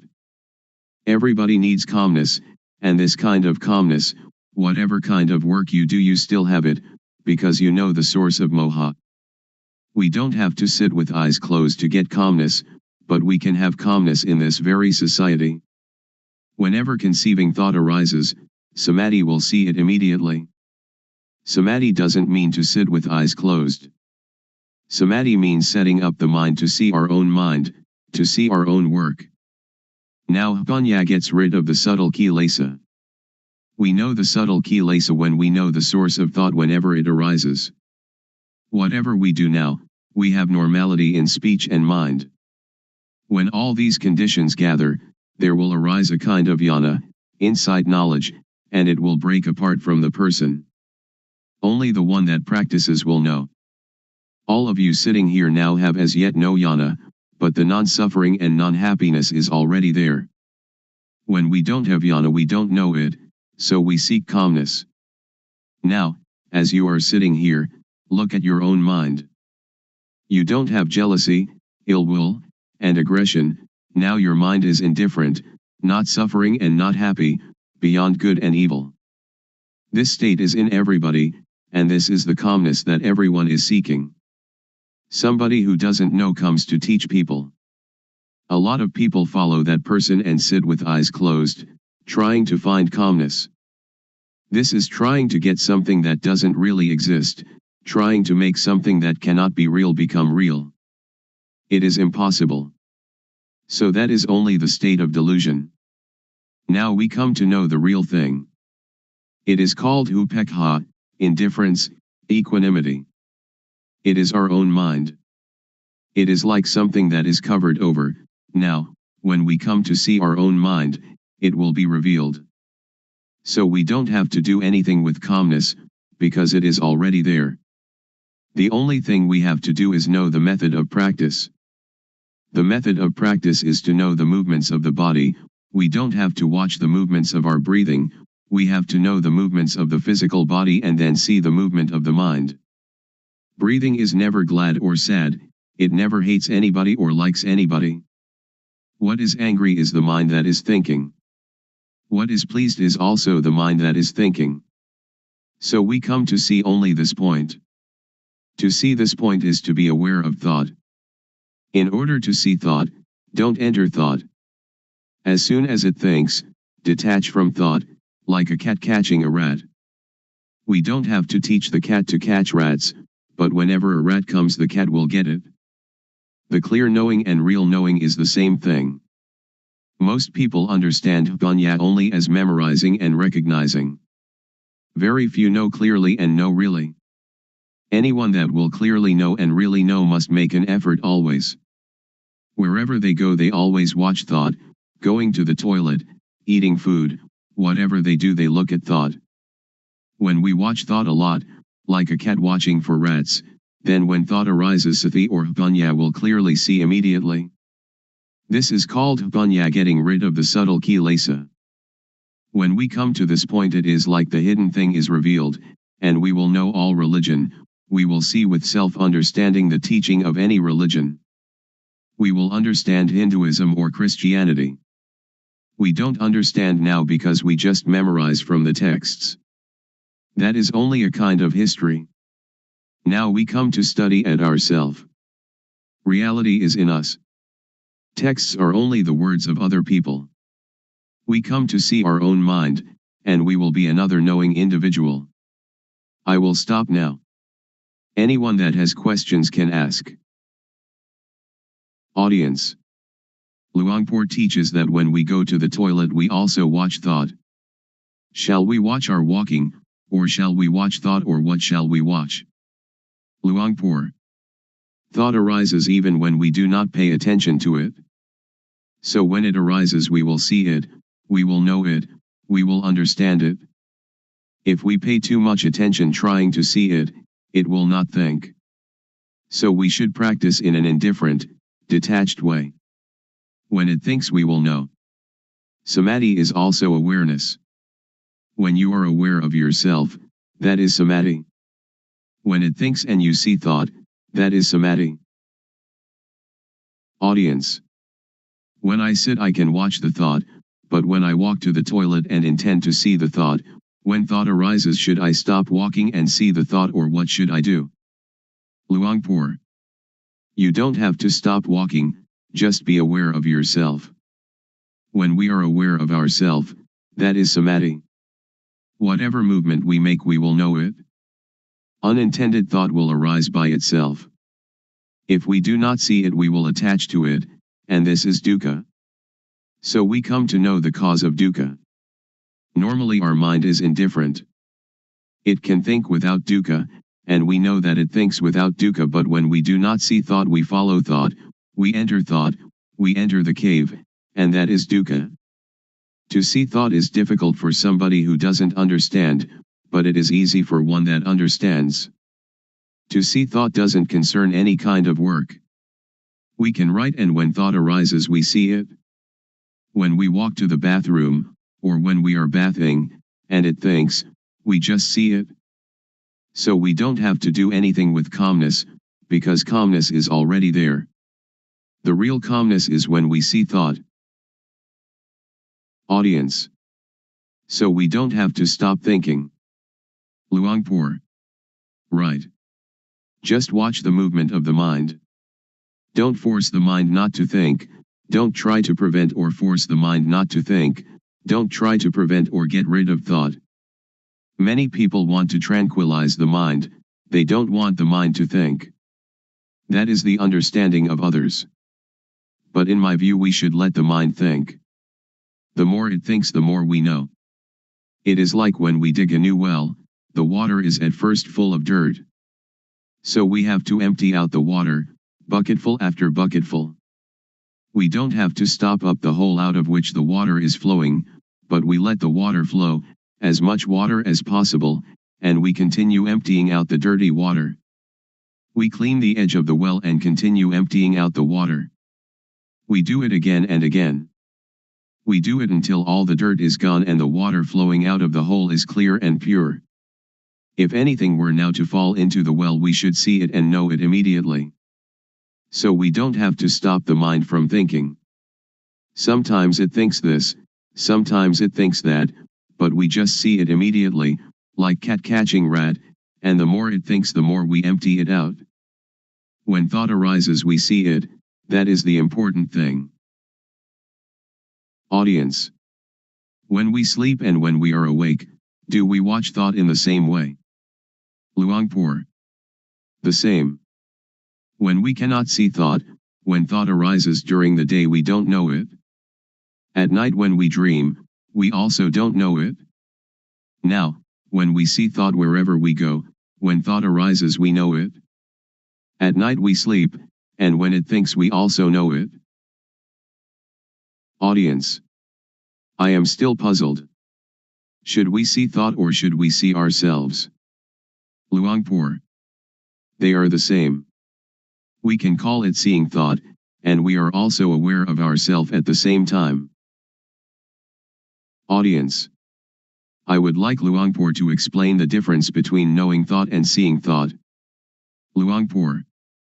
When we know thought, we enter into thought, and thought still continues, it doesn't stop. But when we see thought, when thought arises, it stops immediately. So we should practice often to see thought. There will arise yana banya. Do it like boxers. Every boxer wants to be world champion. Boxers need to be very quick. Dosa, moha, lopa is quick in one way, sati, samadhi, banya is quick in another way. When we train sati samadhi banya, to be very very quick, it will be world champion, it will conquer the world. This conscious body is the world. Do we want dosa, moha, lopa, or sati, samadhi, banya, to rule the world? If dosa, moha, lopa rules the world, it is a world of endless sorrow, endless dukkha. If sati, samadhi, banya, rules the world, it is a world of radiance and peace. Audience. When we watch our movements and thought arises, how can we know it? Luangpor. If you want to know, you have to practice yourself. Audience. Is discovery of calmness the same as discovery of oneself? Luangpor. Yes. Audience. If we can find calmness within ourselves, how can we keep it with us all the time? Luangpor. It is there all the time. What is not there all the time is not calmness. Audience. People have kamma and kamma disturbs us. So how can we be calm? Luangpor. No, not in that way. We just think ourselves. Karma just means action, not those kinds of karma that you did in the previous life. Audience. If we don't think about karma, then there is no karma, is there? Luangpor. Right, we don't have to think of it. Audience. People are seeking the same thing, but why are there so many thoughts? Luangpor.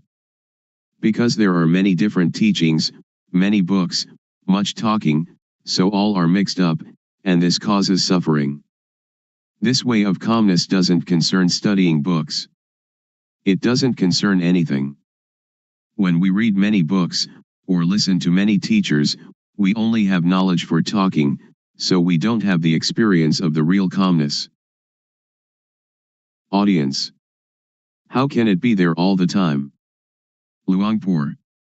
If we add colored dye to water, people say that the water is red, or the water is black, or whatever color it is. But in reality water is colorless, and if what is not water is removed then we see it. Upekha is the mind's natural state. It is present in everybody without exception. When somebody becomes very angry, Upekha anchors that person just like a ship's anchor and therefore they don't die of shock. When somebody becomes very greedy and would like to take a great deal away from others, Upekha is like a ball and chain, holding back and moderating the greed, so that it doesn't totally unbalance that person. So Upekha is already there, we don't have to seek it. It is like the sun when it is hidden by clouds. Dosa, moha, lopa, when it arises, obscures Upekha. But when we clearly see our mind, Upekha is uncovered. Audience. Luangpor said that gladness and sadness are the same thing. How can they be the same? Luangpor. They are dukkha. Gladness is one kind of dukkha, sadness is another kind of dukkha. Unknowing people live with dukkha, eat with dukkha, walk and stand and sit with dukkha, sleep with dukkha, wherever they go they bring dukkha along. When they see a movie they laugh, laughter is a form of dukkha. When they meet with sadness they cry, crying is a form of dukkha. Gladness and sadness, both of them are forms of dukkha. Just so, I imagine that there are two kinds of darkness, white darkness and black darkness. When we earn a lot of money we are glad. That is dukkha. It is the white darkness. When we lose money we are sad and the mind thinks angry thoughts. This is also dukkha. It is the black darkness. But both are dukkha. Audience. In reality there is no gladness or sadness, they just arise from moha, don't they? Luangpor. Just like that. Audience. Luangpor said that all kinds of gladness are dukkha. Is there some kind of gladness that is not dukkha, for example love between husband and wife? Luangpor. All are dukkha. Audience. How about gladness in Dhamma, or sometimes when we look at the sunshine we feel happy? Luangpor. That is not dukkha, not suffering or happiness, not gladness or sadness. It is indifference, equanimity. Audience. I would like Luangpor to explain the thing that is called love. For example, a woman and man who are going to get married. Luangpor. Somebody who doesn't know dukkha will approach dukkha, and dukkha will teach its lesson. Audience. When we see thought, it stops. So during which time do we see the three characteristics, anicca, dukkha, and anatta? Do we see them when we see thought, or before seeing thought, or when we think of them? Luangpor. When we think of them that is not seeing with jnana-panya, it is just memorizing or recognizing. After we clearly know and really know we don't have to ask anyone. Audience. How about the intention to do something? Suppose that somebody says something bad to us, and we have the intention to harm them. Luangpor. To harm is stupid. When we know the states of suffering and of happiness, we do not want anybody to suffer. We will help all to live without dukkha. Audience. When I am going to give money to beggar, I know my thought, which is to give money. To see that thought, is that called punya? Luangpor. That is not called punya, it is called knowing from memory. All of us have mind, so before doing or saying anything, just look at our mind. Our real mind or real life doesn't hate anybody and doesn't love anybody. When we hate or we love, that is kilesa arising. So just come to see the mind at the beginning, and dosa, moha, lopa will be destroyed.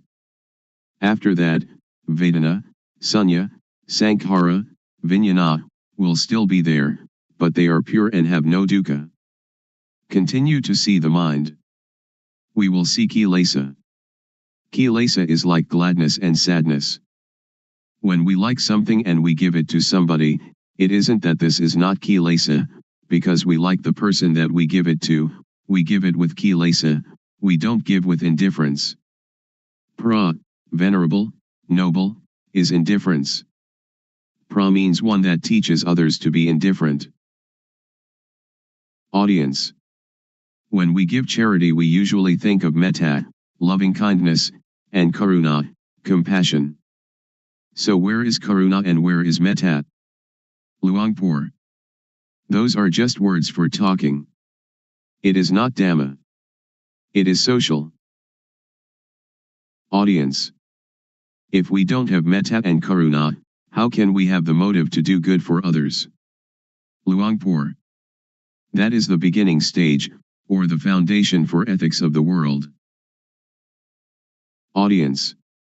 In the case of Luangpor, who is trying to help us to be free from dukkha, isn't it the metta of Luangpor? Luangpor. Not metta. Anybody that would like to have Dhamma, just accept it. We don't have gladness or sadness. It is like when we see someone that is drowning, we jump into the water and help them without thinking anything. Audience. When that person sees someone drowning and helps immediately, is it the result of social ethics or is it their own nature? Luangpor. It is their own nature. But when we try to help other people, we don't see our mind, but the nature of the mind is already there, the indifference is already there, we never come to see it and we try some other way. That is why we don't have real calmness. Visible here and now. Calling to come and see. The Dhamma of an instant. Today I would like to bring to you the truth, as I have heard it from the elders, who passed this truth on from generation to generation. It may be that you've heard it, it may be that you haven't. When listening, please set up the mind to listen, listen with sati, samadhi, panya, awareness, steadiness of mind, knowing. Consider these words, and find their actuality at last. In everything that happens there must be cause and effect. For example, the cause is that we go to work, the effect is that we earn money, the cause is that we go to study, the effect is that we gain knowledge. So the knowledge is the result of the study. Therefore the cause is to be diligent and the effect will be truly useful. The elders used to teach that the cause is developing sati, awareness, the result is the knowledge that arises. They have said so. Whether or not the Buddha talks in this way, or whether or not your parents and teachers talked in this way, make the experiment, and discover for yourself whether it is true or not. We have to consider and to really know it. The cause is called the developing of sati, the truth is called sajja. Whether or not we know it, it is still there, like something beneath an overturned bowl, we right the bowl, and what was concealed is revealed. Or it is like opening up what was closed. You should try it, and see for yourself whether it is like this or not. You can sit with legs tucked back to one side, sit with legs outstretched, sit on a chair, or sit in half lotus. Rest your hand on your thigh. Now turn the hand up onto its edge, having awareness of doing it. Turning the hand is the cause, the awareness of doing it is the effect. Turn the hand back down, having awareness of it. The cause is turning the hand down, the effect is the awareness that coincides with the movement. Turn the hand up, being aware of the movement. Turn the hand back down, being aware of the movement in the movement. The cause is turning the hand up and being aware of it, and turning the hand down and being aware of it. The effect is that the knowing will accumulate. So when you are doing this, are in the rhythm of it, developing sati, you can say it is the same as the Buddha's teaching, the same as the elders' teaching. You should develop sati. When you develop sati, panya will arise. The elders used to tell us that Buddha taught the four satipatthana, the bases of awareness, or the four major postures, which are standing, walking, sitting and lying down. You have sati in these postures, then you have the sati to know other, minor movements. In all minor movements, stretching, bending, and all other movements, have the sati to know it. The effect will be the knowledge that arises.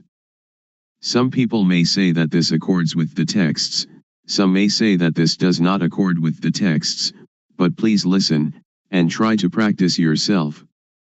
If it is useful, we use it. If it is useless, we cast it away. The knowledge that we have learned, we know it already, but the knowledge we have never heard, please try it and find it for yourself.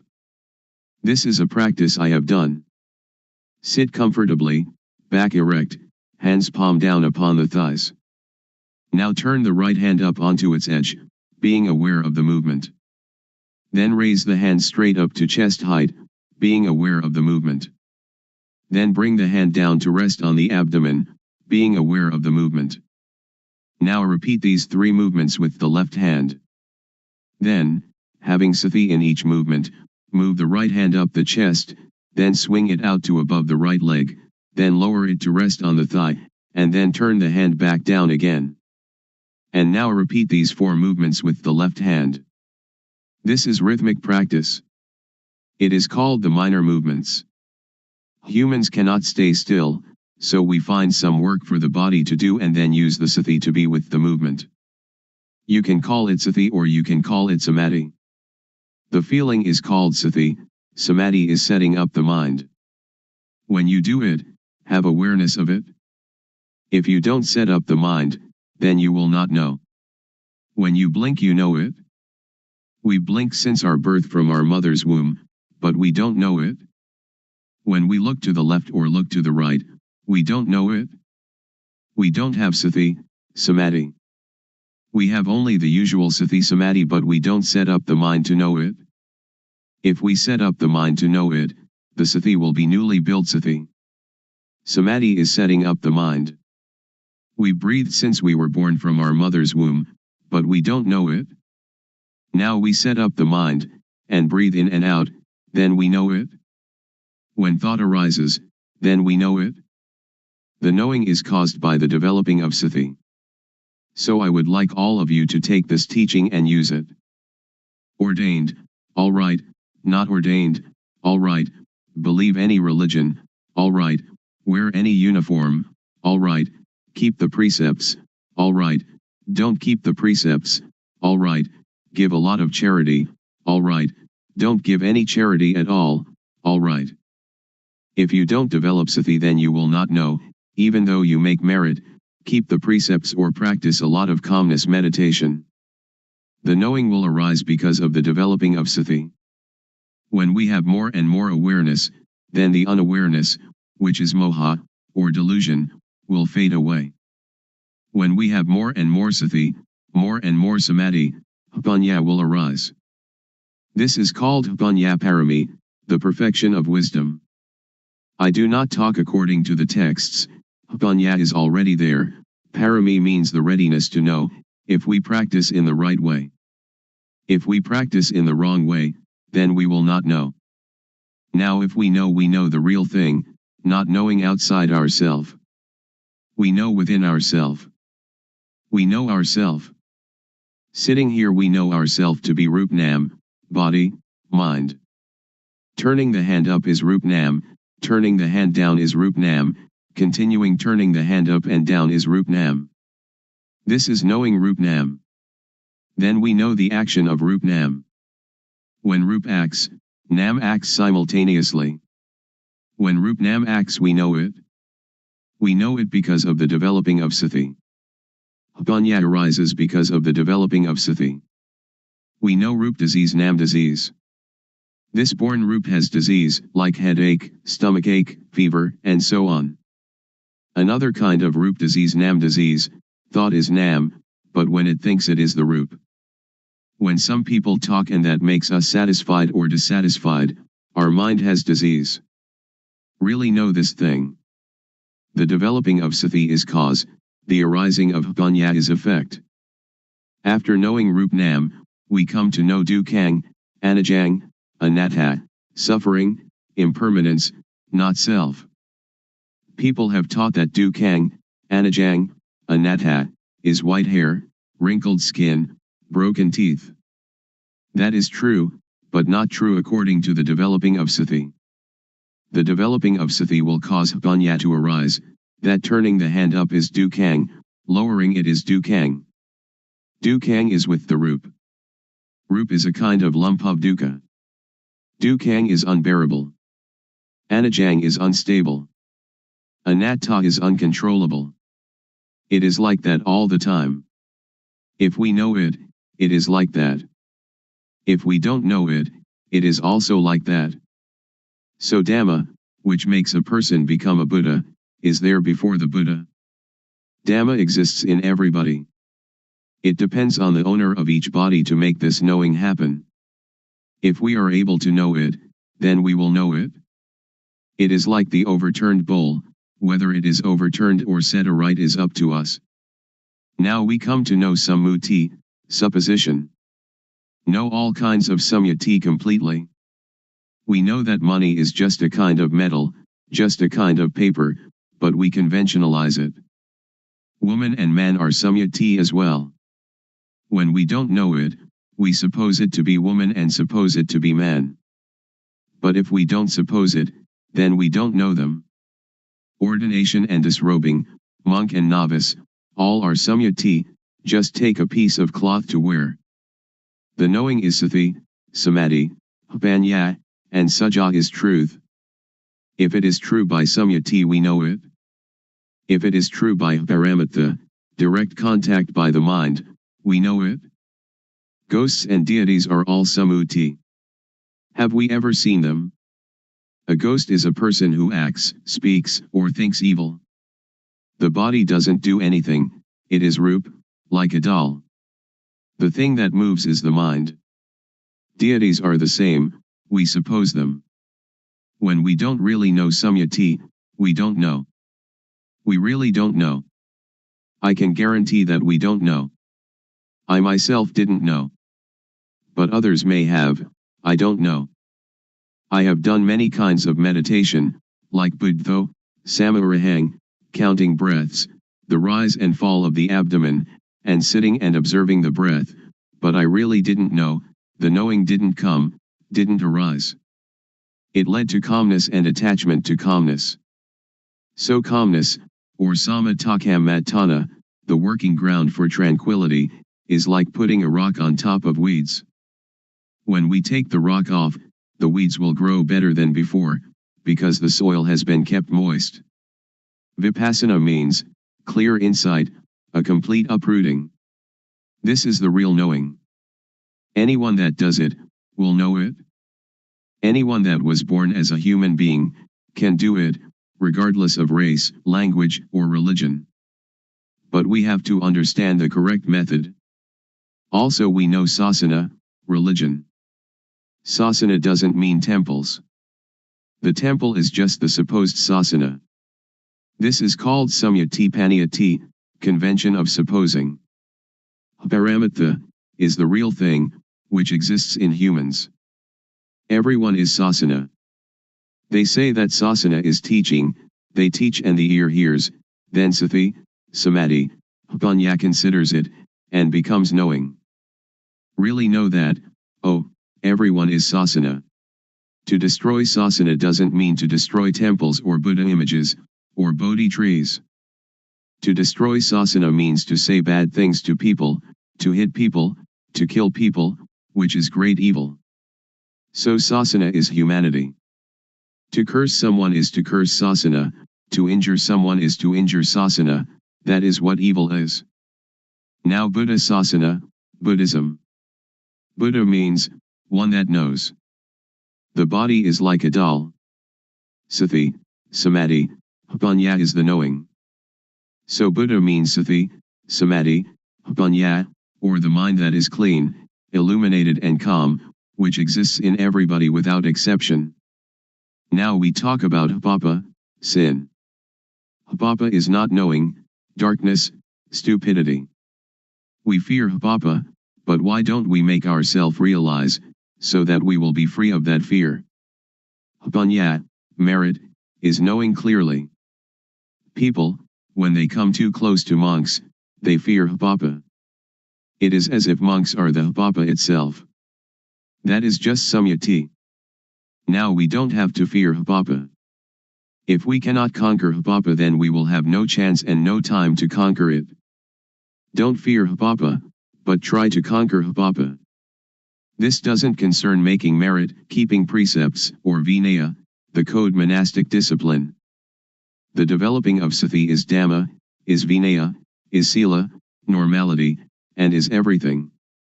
We know all this because we develop sati. If we do not develop sati, but just study, that is only to memorize, not to see clearly or to see really. The developing of sati is to know clearly, to know really. When one knows, one can assure oneself and others. Anyone that does it will know it, because everyone knows the same thing. The knowledge is the shared object of developing sati. The result of developing sati can end dukkha. We don't attach to samyati, we will not fear ghosts, we will not fear deities. We don't attach to any samyati at all, because anything that does not exist we don't have to fear. Ghosts and deities have no real existence, just samyati. A ghost is somebody who speaks, thinks, or does evil. A deity is one that speaks good, thinks good, or does good. We know how to be human. Ghosts arise in people while they speak, think, or do evil. When anger arises, and we can stop anger, that is human. When we can make our mind calm and clean all the time, that is deity, a mind worthy of respect. When we know like this, we can break through. So Vipassana has this object, the 6 sense bases, eye, ear, nose, tongue, body, and mind, the 5 aggregates, that is from the texts, the 12 bases, the 18 elements, the 22 faculties, the 4 noble truths, and the 12 patijjasamuppada, dependent co-arising.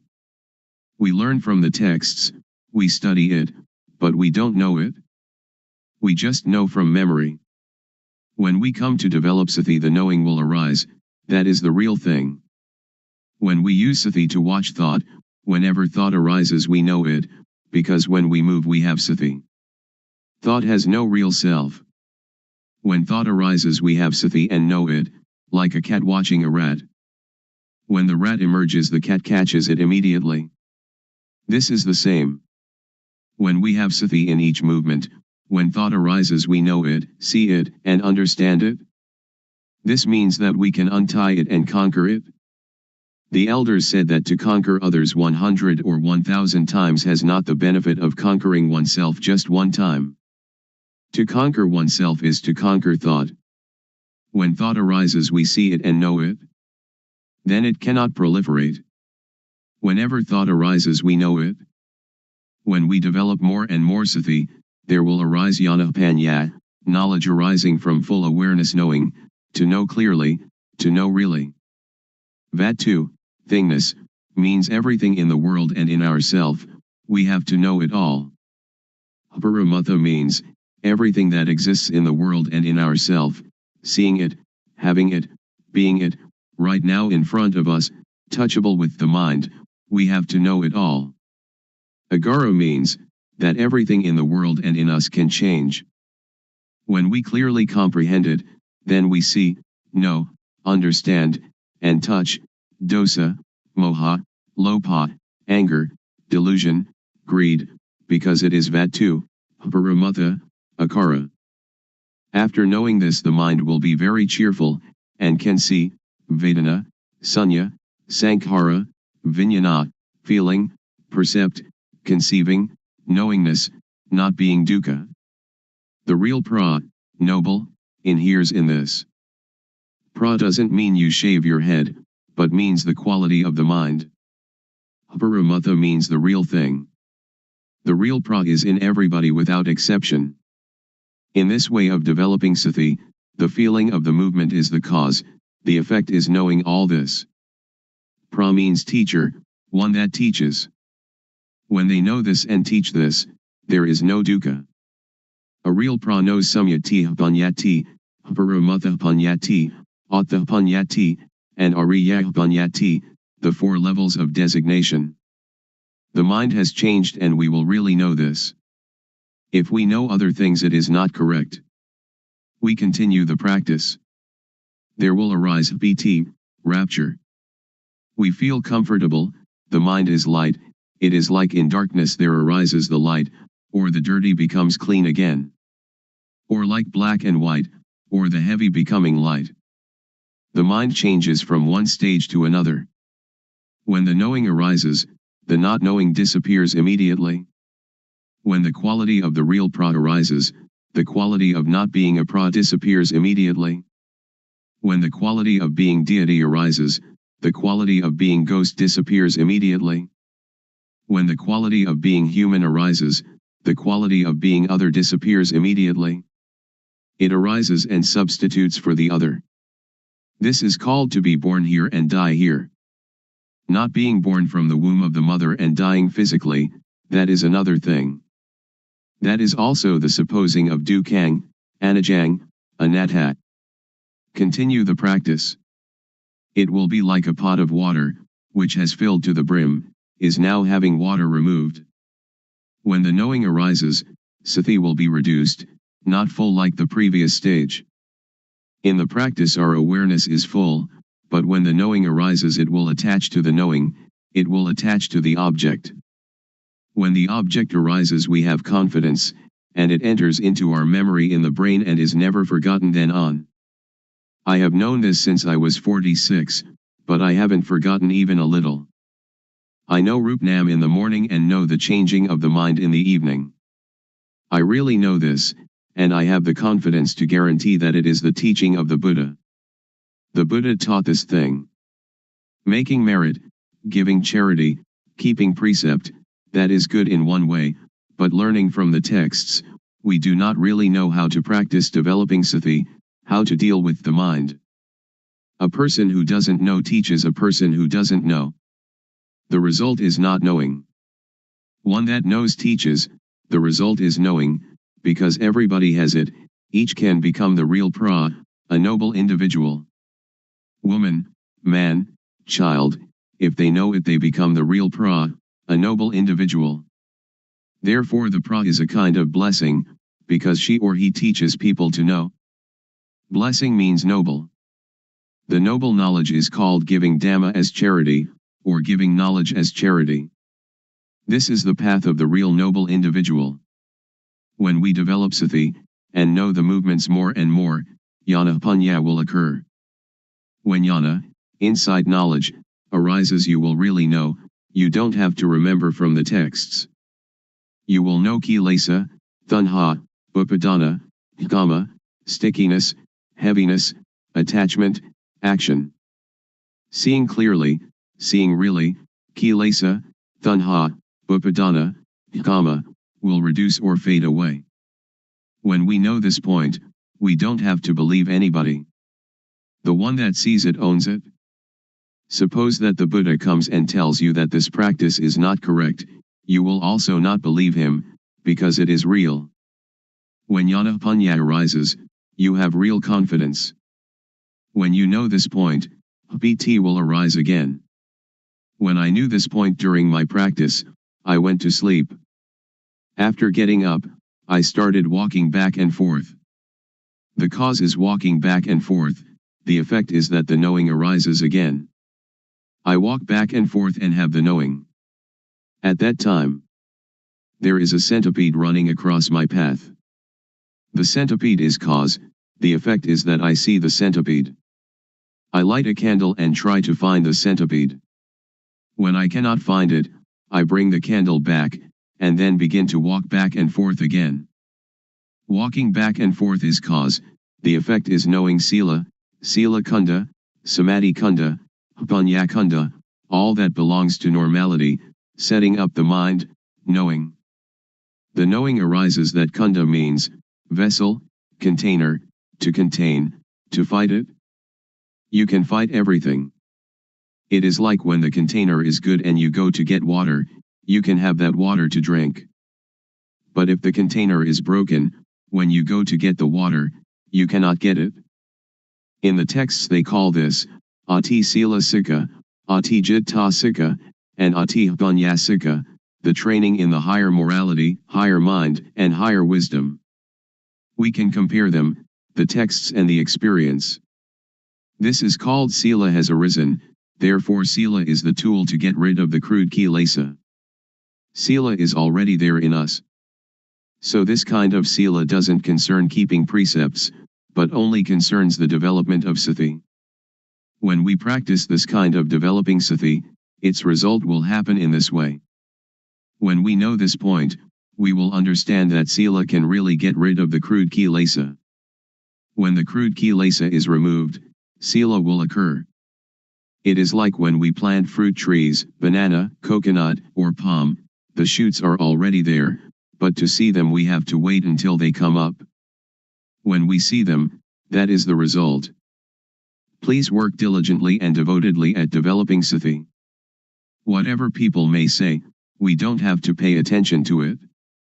Even though you make merit and give a lot of charity, you will never know this experience.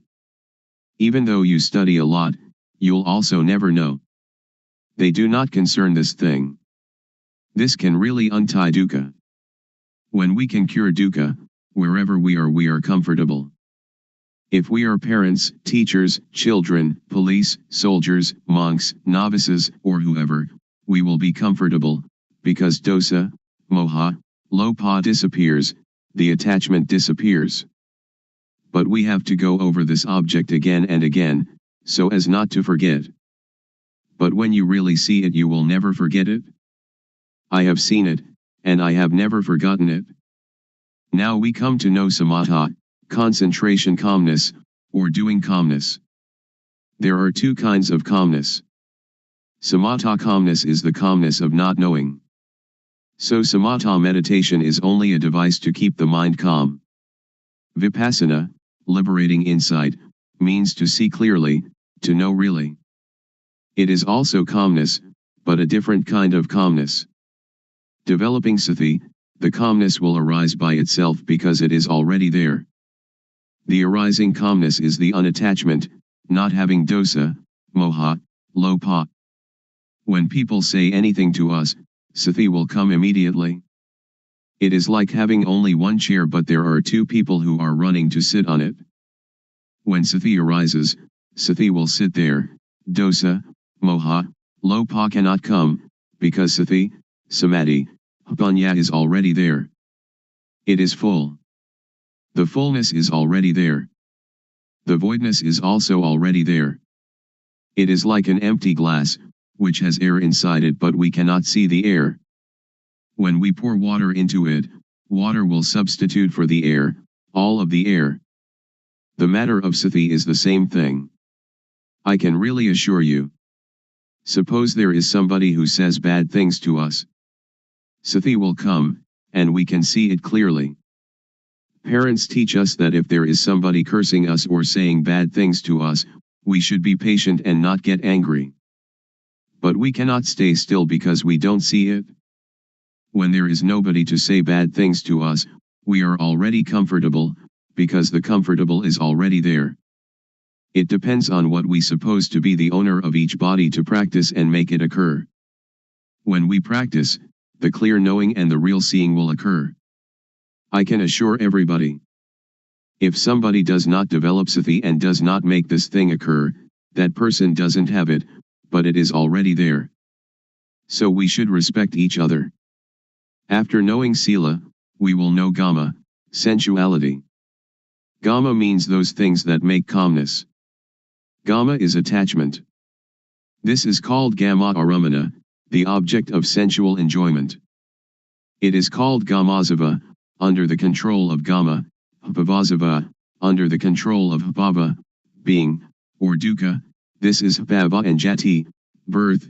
Avijjasava, avijjaya is not knowing. Now we come to know gama, which is deities, rich people, people with authority. They attach to reputation, money, honor, these people who have gama, but I do not blame anybody, I just teach directly. You can bring it into practice, or you might not bring it into practice, it depends on you. When we know gama, we see that gama is dukkha, gamazava is dukkha, bhavazava is dukkha, avijjasava is dukkha, because of not knowing. We also know samatha meditation.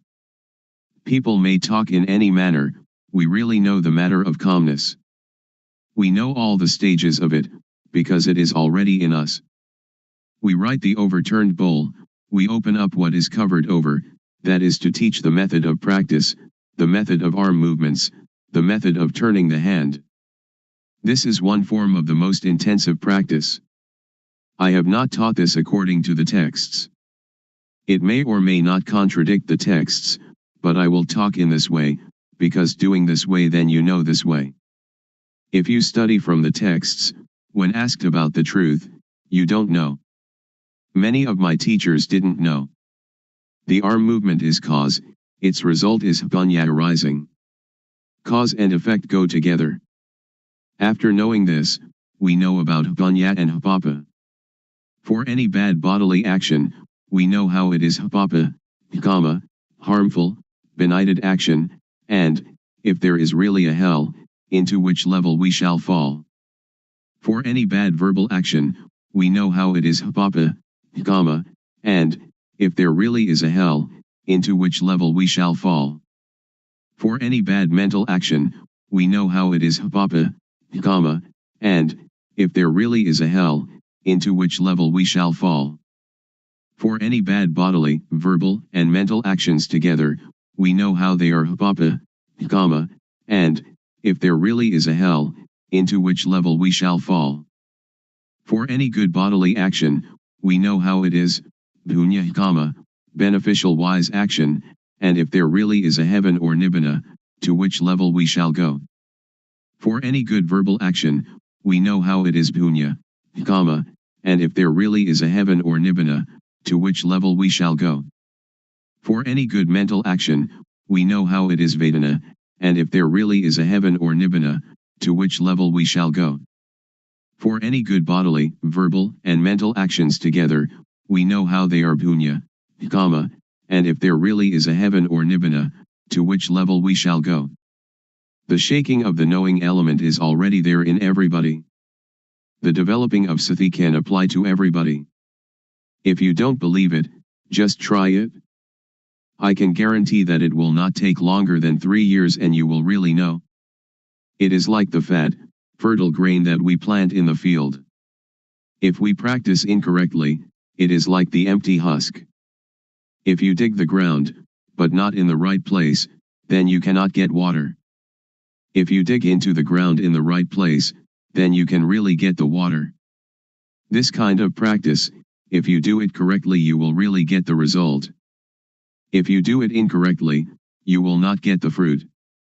When the occurrence happens, we know about 4 elements, earth, water, fire, and wind, they come together. When we know this, the occurrence arises. We know the end of dukkha. The end of dukkha is here, it will demolish all and everything. On this thing I do not believe anybody. When we come to the end we will have jnana. Sila is the tool to get rid of crude kilesa. When the crude kilesa comes to an end, sila occurs. Samadhi is the tool to get rid of the median kilesa. When we know the median kilesa, then we know samadhi. Panya is the tool to get rid of the subtle kilesa. When the subtle kilesa is discarded, Panya then arises. That arising Panya is called Jnana Panya. Because it is inside us, we know it. If it is not there inside us, then we don't know it. I can assure you that everyone without exception can know it. Women, men, believers of any religion. When I was practicing this method, I was not a monk. Sometimes I wore shorts, sometimes I wore trousers. After knowing this Dhamma, I taught brothers, parents, aunts, and uncles for 3 years. They knew, but they knew little, but still they knew the real pra, knew the supposed pra, knew Samyati Panyati, Paramutha Panyati, Atha Panyati, and Ariya Panyati. The mind changes from commoner to noble individual. They say that Nibbana is, ta dunga pahana, abandoning by substitution of opposites, vikkumbana pahana, abandoning by suppression, samacheta pahana, abandoning by destruction. Ta dunga pahana is, to come to know oneself thoroughly. There are 4 levels of knowledge. First, we know until the end of dukkha, but we know only a short time, it doesn't last long. Second, we know longer, like the light of a bigger lamp. Third, we know even longer, like the light of even bigger lamp. And fourth, when we know the end of dukkha, but after we know it is there all the time. It is like the full flame of the lamp, or the light of the sun, the very brightest light. There are 4 kinds of jnana. We have to really know it. This is learning and practice. Learning means moving the arms. Practice means turning the hand up and down. After learning and practicing this method, the fruit will come, and we will have no doubt, because we know all. We also know the end of dukkha. Patijjasamuppada, dependent co-arising, is just words. If we want it in our practice, we have to come to the cause, that is to practice movement, until Panya arises. When Panya arises, when we talk about Patijjasamuppada, we know it immediately. So now we come to the conclusion. We practice developing sati, and we come to see thought, we come to see the mind. We do the practice like a boxer, once in the ring, the boxer must box. We do it often, step by step. We do it like a ball in a field. When people do not stop kicking the ball must continue to roll. When they stop kicking it, the ball comes to rest by itself, it doesn't have to fight nor to escape. We come out of thought, come out of the cave, and we live in the brightness. We see our life mind at all times. When the mind moves, we know it, sati panya, awareness knowing, is there immediately, like a barrier against all harm. And though the world of others be turbulent and heated, with us the whole world is at peace. Be that way. To be experienced by the knowing each one for oneself. How to practice developing sati. The Buddha teaches us to know our duty. The duty of humanity is to practice Dhamma. The duty of humans is to teach humans to be human. So we should look to ourselves first, we should consider ourselves first, we should teach ourselves first. If we waste our life, we cannot buy it again. If we let our life suffer, we waste it. The Buddha teaches us nothing else than to extinguish dukkha, suffering, but when we don't know, we seek its cessation outside ourselves. But dukkha of that kind doesn't exist. The teachings of the world teachers are like all the leaves in the forest, but those leaves that can be used as medicine are few. Don't take them all, together with their roots and trunks. When it comes to the practice of gamatana, meditation, or vipassana, insight, we should take only that which can prevent dukkha from arising, can extinguish dukkha at its source, can destroy moha, delusion. So we take only the heart. The heart of the teaching I am talking about is to have sati, awareness, to have panya, knowing, to see thought. Whenever thought arises, see it, know it, understand it. Know it in whatever manner it comes, and know how to prevent it from deluding us. Wherever we are, that is where we must practice. Nobody else can do it for us. Wherever we go, we are the one that goes. Wherever we stay, we are the one that stays. Sit, eat, drink, sleep, we alone do it. If we are a person who keeps precepts or gives charity, we can practice. And if we are somebody who never does these things, we can also practice. To help others is good, but it is good only in a worldly way. To practice developing sati, samadhi, panya, awareness, steadiness of mind, knowing, however, is good in every way. So before you teach others you should train yourself, until you clearly and really see, know, and understand. When you really see, really know, and really are, then you can teach others comfortably. So this practice, we have to learn it ourselves, we have to teach ourselves, we have to see ourselves, we have to know ourselves, we have to understand ourselves, we have to do ourselves. So you needn't be interested in others, just do this movement practice a lot, do it as nothing special, do it without hurry, without doubt, without speculation, do it without expectation of result. Be simple, and just move, one movement at a time, and know. When you don't know, let it pass, when you know, let it pass. Sometimes you know, sometimes you don't know, so it goes, but know. When the body moves, know it. When the mind moves, know it. This practice is a 24 hours a day practice, so relax and just be natural, just be normal. Set up the mind to really practice, and practice comfortably. The method of developing sati in daily life.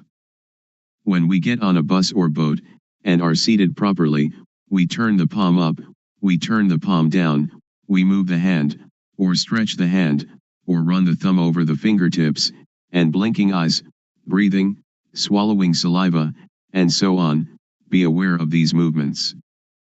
This is the way to have awareness returning to ourself. When thought arises, be aware of it, and detach it. The method of developing sati when we are at home. We can sit with both legs gathered back to one side, or cross-legged, or in a chair, or we can sit with legs outstretched. We can stand or lie down doing the rhythmic practice too. When we walk Jangama, meditating while walking back and forth, a length of 8 to 12 paces will do, we must not move the arms, fold the arms across the chest, or clasp the hand behind the back. The method of practice in a sitting position is shown in the stylized illustrations that follow. First, rest the hands palms down on the thighs. Second, with awareness, turn the right hand onto its edge, then stop. Third, with awareness, raise the hand, then stop. Fourth, with awareness, lower the hand to rest on the abdomen, then stop. Fifth, with awareness, turn the left hand onto its edge, then stop. Sixth, with awareness, raise the hand, then stop. Seventh, with awareness, lower the hand to rest on the abdomen, then stop. Eighth, with awareness, move the right hand up to rest on the chest, then stop. Ninth, with awareness, move the hand out, then stop. 10th, with awareness, lower the hand to the thigh, then stop. 11th, with awareness, turn the hand down, then stop.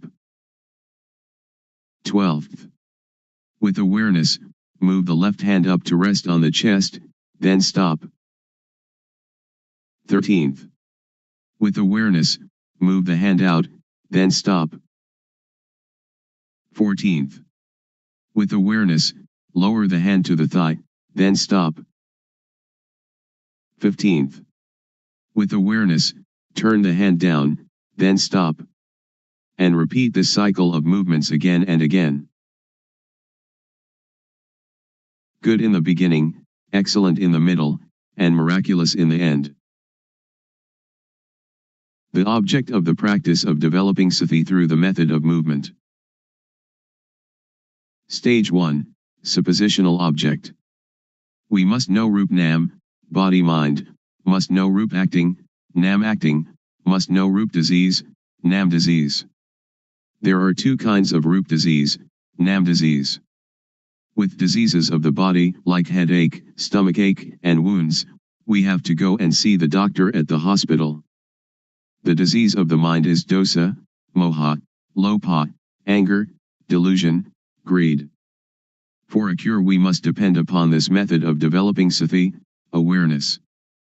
Then we must know dukkang, anajang, anatta, suffering, impermanence, not self, unbearable, unstable, uncontrollable. Then we must know samyati, supposition. Whatever samyati is in the world, know it to the end. Then we must know sasana, religion, we must know Buddha sasana, Buddhism. Sasana is everyone without exception. Sasana means the teaching of one that knows. Know Buddha sasana.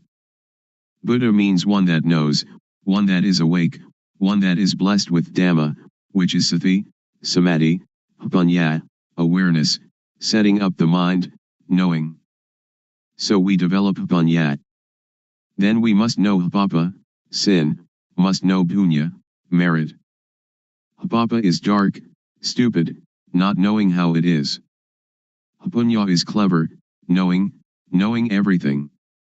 Whoever doesn't know is called somebody who still doesn't have punya. End of stage 1. There will arise an obstacle at this point, because we attach to the knowledge of Vipassana or Kilesa.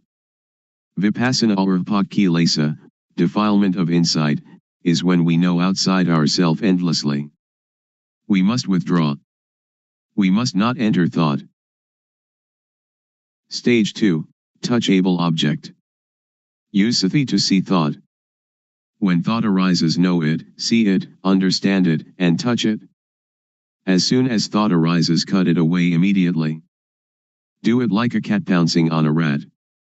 Or like a boxer that climbing into the ring, must box immediately. The boxer needn't pay respect to the teacher. Lose or win, the boxer must box. We must not wait for anyone. Or like digging a well.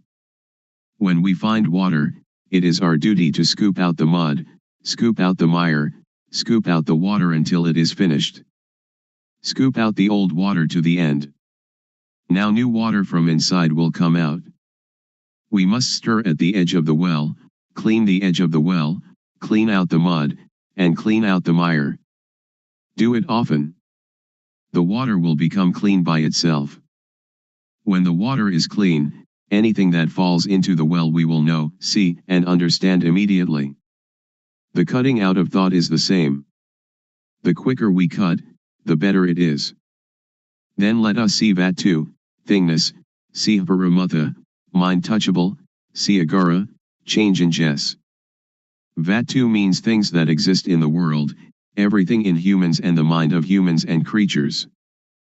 Paramutha means things that really exist, we are seeing, having, being it, right now in front of us, touchable with the mind. Agara means change in Jess. Suppose we have a full can of dye, originally of 100% quality. If we dye cloth, it will adhere to the material 100%.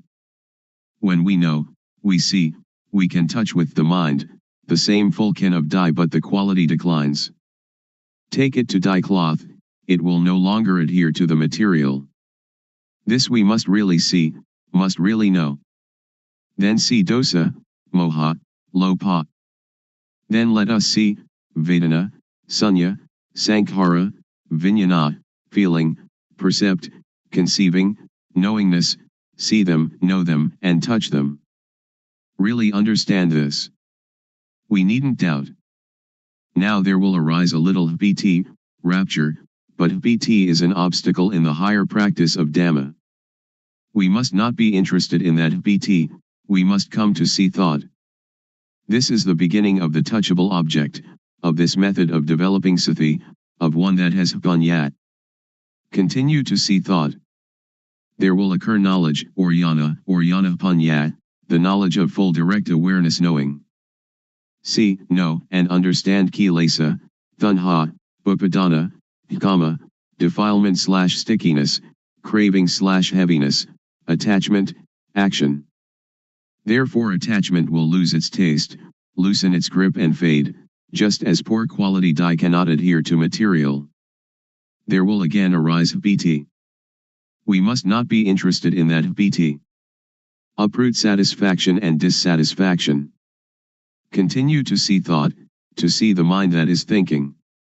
There will occur a kind of jnana, to see, to know, and to understand sila, normality, sila kunda, samadhi kunda, panya kunda, the gathering together, containing of all normality, setting up the mind, knowing, or, ati sila sikha.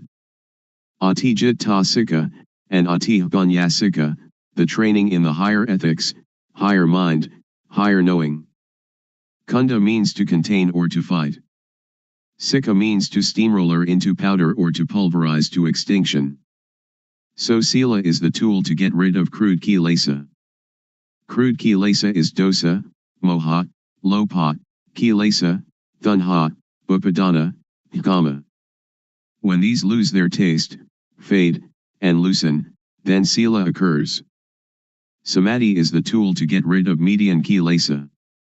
Median kilesa is calmness, which is to see, to know, and to understand gamazava, pavasava, abhijasava, under the control of sensuality, being, not knowing, because this kilesa is median kilesa, which makes the mind calm. This is one of the objects of this method of developing sati. When we know and see it this way, we will come to know dana, generosity, giving, keeping precepts, and doing gamatana, meditation, from every angle and every corner. There will arise jnana panya in the mind.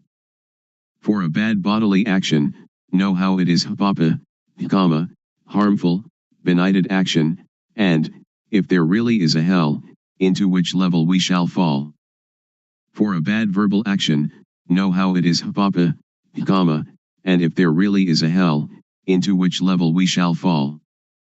For a bad mental action, know how it is papa, kama, and, if there really is a hell, into which level we shall fall. For bad bodily, bad verbal, and bad mental actions together, know how they are papa, kama, and, if there really is a hell, into which level we shall fall. For a good bodily action, know how it is punya, kama, beneficial, wise action, and, if there really is a heaven or nibbana, to which level we shall go. For a good verbal action, know how it is punya, kama, and, if there really is a heaven or nibbana, to which level we shall go. For a good mental action, know how it is punya, kama, and, if there really is a heaven or nibbana, to which level we shall go. For good bodily, good verbal, and good mental actions together, know how they are punya, kama, and, if there really is a heaven or nibbana, to which level we shall go. End of the object of this method of developing sati. It will be the greatest, most wonderful unfolding, which is in the mind of everyone without exception. If we still do not know it now, when the breathing is nearly finished we most certainly must know. One that is developing sati, developing panya, has jnana and knows. But somebody who doesn't develop sati doesn't develop panya, when the breathing is nearly finished it will be the same, but they will not know, because they have no jnana. To clearly know and really see, not just to memorize or recognize, to know with jnana panya of the real developing of sati, is to be able to assure oneself. It is said that at the end jnana will arise. Be careful about abnormalities that may occur. Be aware of yourself. Don't attach to happiness or to anything that arises. Don't take happiness, don't take suffering, but just return to reviewing the object often, from Rupnam until the end of the object, level by level, and know that the object has steps and stages. Certainly, If you develop sati correctly, the longest time for the practice will be no more than 3 years, the median time 1 year, and the quickest time 1 day to 90 days. We do not have to talk about the fruit of this practice. There is really no dukkha. But that is not obtained simply by wishing, and this too is dukkha. There are many different methods of gamatana. I have practiced many methods, but those methods did not lead to Vipassana. Now, the method that we are practicing is the method that directly leads to Vipassana. Anyone can practice it, if they know the correct method. When Vipassana arises, you will know, see, and understand by yourself. So the method of turning the hand up and down is the method to build up sati, to develop Vipassana. When it has been practiced thoroughly, it will be abundant and spontaneous. Anyone without exception can practice it, whether they are a child or adult, whatever work they do, whatever religions they profess or beliefs they hold, they can practice. Everyone has body-mind. Body is the matter that we can see with the eyes. We can call it rup. But the mind we cannot see with the eyes, we cannot touch with the hands. It can be called nam. These two things are the same.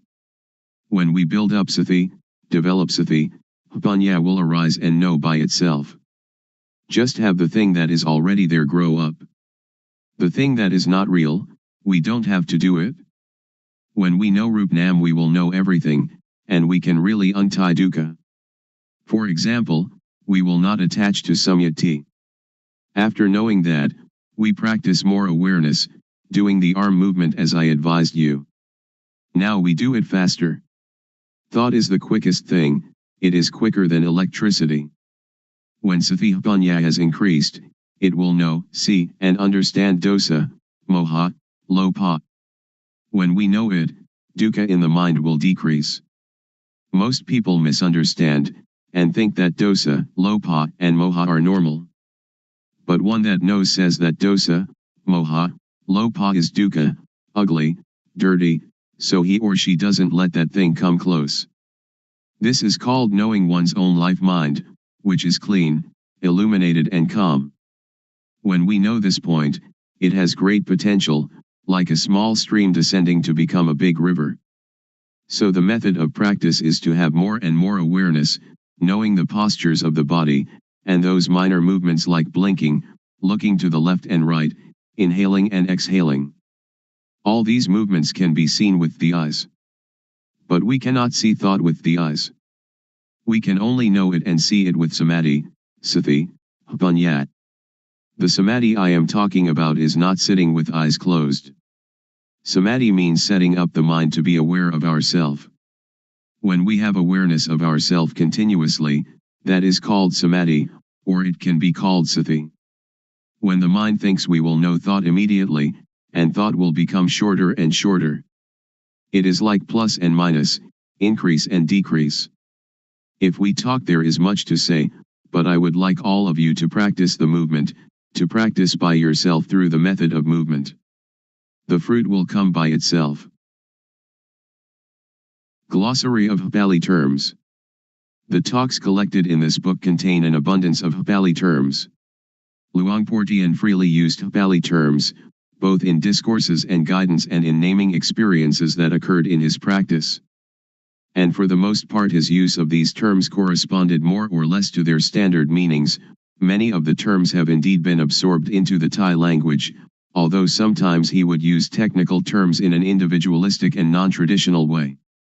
This glossary adds to and expands upon the brief translation of technical terms contained in the preceding text.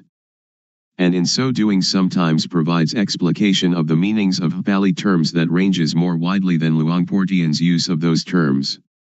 This glossary would therefore best be regarded as providing a background against which Luangpor Teean's use of technical Pali terms might be highlighted or clarified. Nevertheless, since it constitutes a major editorial intrusion, the glossary has been added to the preceding talks with some reluctance, and it should be used with circumspection. Strictly speaking, the talks should be self-illuminating. Single quotation marks enclose the words of Luangpor Teean. Some of the Pali terms are given with their Thai versions in brackets. These Thai words are transliterated in a way consistent with customary English pronunciation. With only the following vowel sounds requiring definition: A as in father, O as in Tom, A as in cup, OO as in book, except for Roop, where the vowel sound is that of moon. Agara, in brackets, again. Condition, state, property, quality, attribute, manner, mode, way, appearance, form, sign. In Thai, the word is used to mean symptom, condition, as of one's health, manner, outward expression, attitude, behavior. In the seeing of Vatu, Paramatha, Agara, it means that everything in the world and in us can change. Anapanasati. Meditation in which one focuses attention and mindfulness on the feeling, at the tip of the nose, of the breath naturally going in and out, and the mind becomes progressively stilled and then serves as a refined object for investigation and penetration. Anatta. Not self, without a soul, the fact that experience cannot be appropriated, cannot be put under mastery, the fact that there is no thing that is the subject of experience, even oneself is not one's own, the awakened one. Anicca. Impermanence, not stable, all conditions are necessarily subject to change, arising, changing while standing and then disappearing. Arahat. The fully and finally awakened one, the individual that has reached the extinction of dukkha, the end of being, the individual that has done what had to be done, the awakened one. Aramana, in brackets, arom. Object, a support, stay, basis, ground, the object of awareness, of knowledge, of sense. In Thai the meaning extends to mental object, preoccupation, emotion, disposition, mood. Arya. Noble, distinguished, one that has evolved to true humanity, has been altered through obtaining insight into things, as they actually are, one that has seen the cessation of dukkha, and therefore knows what needs to be done. Asava. Taints, a deep level of distortion in the mind, outflows, defilements flowing out from deep in the mind into thoughts, feelings, emotions, speech, and actions, mental intoxication, mental fermentation, eruption, discharge, as from a sore, corruptions, pollutants. Gamazava, Pavasava, Avijasava, the taints, outflows, fermentations of, the intoxication of sensuality, being, nescience, under the control of those things that make the mind calm, under the control of being and suffering, under the control of not knowing. Atta. Meaning, sense, essence, aim, goal, purpose, welfare, gain, advantage, fruitful conduct, acts productive of benefit. Avidya. Nescience, counterfeit knowledge, wrong knowledge, being deceived, not knowing, ignorance, unawareness, and ignorance of the nature of existence so profound as to itself be beyond awareness. Bhava. Being, the state of existence, being the experience or the subject of experience, the experience I am this, I am that, I am. Jangama, in brackets, Jungram. Practicing meditation while walking to and fro. Dhamma, in brackets, Tumma, Tum. Actuality, nature, the way things are in and of themselves, the truth of nature, the inherent nature of an actual process of existence, of experience. By extension, the Dhamma is used to refer to any doctrine that teaches the way things are in themselves, the truth of nature, and the way to awaken to actuality. Dosa. Hatred, anger, all negative thoughts and emotions, all forms of mental resistance, dislike, aversion, malice, irritability, and so on. Dukkha, in brackets, tuk. Suffering, affliction, sorrow, misery, disease, stress, inner conflict, being oppressed, literally, hard to endure, difficult to bear, the inherent unsatisfactoriness of all conditions, the burden of personal existence, the hopelessness of the unenlightened person's situation. Dukkang, anajang, anatta, suffering, impermanence, not self, unbearable, unstable, uncontrollable. Gama, in brackets, gam. Sense desire, sensuality, seeking and indulging in sensual pleasures, the hunger for sensual experience, for sense input, those things that makes the mind calm, the pacifying of the mind by sense experience, by attaching to sense experience. By attaching to the calmness that arises from unawareness of the problem of one's own existence. Kama, in brackets, gum. Action, the Buddha defines action as intention, intentional action, volition. In Thai, gam often implies bad actions, which entail unfortunate consequences. Kummatanat, in brackets, gumatan. Literally, workplace, working ground, basis for action, basis for mediation practice, meditation subject, ground for mental culture, that aspect of an experience that is the object of intelligent awareness. In Thai, the act of meditation or contemplation. Kunda, in brackets, kun. Aggregate, heap, bulk, mass, totality, group, category, all that is included under. In Thai, vessel, container, vessel, container, to contain, to fight against kilesa. Sila kunda. All that belongs to moral behavior, the gathering together, the containing of all ethical behavior, of all normality, sanity, naturalness. Samadhi kunda. The gathering together, the containing of all steadiness and stability of mind, of all setting up of the mind, and therefore the eradicating of attachment to things that make the mind calm. Punya kunda. The practice of the attainment of the highest knowledge, the gathering together, the containing of all inside knowledge, of thoroughly and completely knowing and seeing all action, mental, verbal, and bodily. Kilesa, in brackets, gilate. Defilement, corruption, impurity, impairment, all the things that defile, dull, darken and sadden the mind, stickiness in the mind. Lopa. Greed, lust, covetousness, desire, all forms of attraction, of the mind inclining towards things with wanting. Moha. Delusion, confusion, dullness, stupidity, bewilderment, unawareness, being unaware of what is happening here and now, especially unawareness of experience that is neither pleasant nor unpleasant. Yana, in brackets, yan. Knowledge, wisdom, insight, higher knowledge, inside knowledge. Yanapanya, in brackets, yanapanya. The transforming, liberating knowledge that comes from the accumulation of direct awareness, knowing of oneself, of experience, of existence, the knowledge arising from full, complete self-awareness, self-knowing. Nibbana, in brackets, nippon. Extinction of dukkha, extinction of attachment, of craving, of dosa, moha, lopa, extinguishing the fire of being, ending the subtle conceit, I am. Bunyati, in brackets, bunyat. Designation, name, concept, idea, making know, declaring, proclaiming, manifesting, enacting. In Thai, the term means law, legal act, rule, regulation, to prescribe. Samyati bunyati, in brackets, samut bunyat.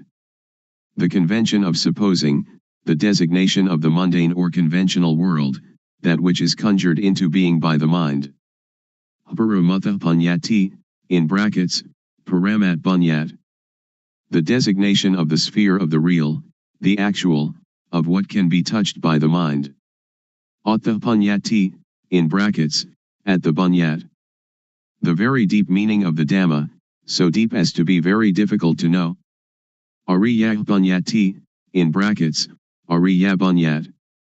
The designating, making known of experience in which dukkha has been extinguished, agreement between those that have become true humans. Bunyat.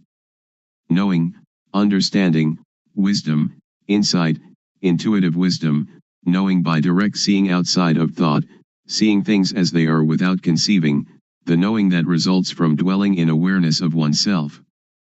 Papa, in brackets, Bob.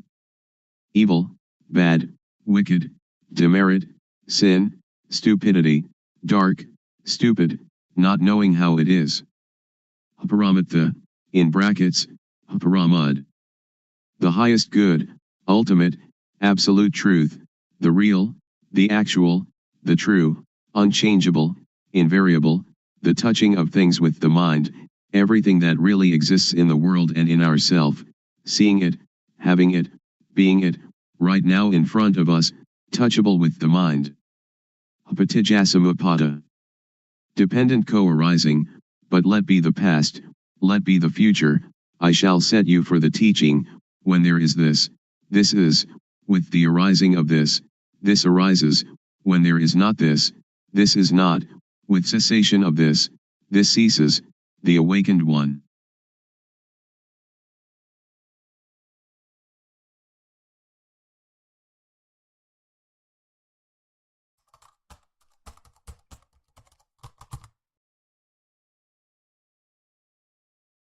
May all beings be at ease, whatever living beings there may be,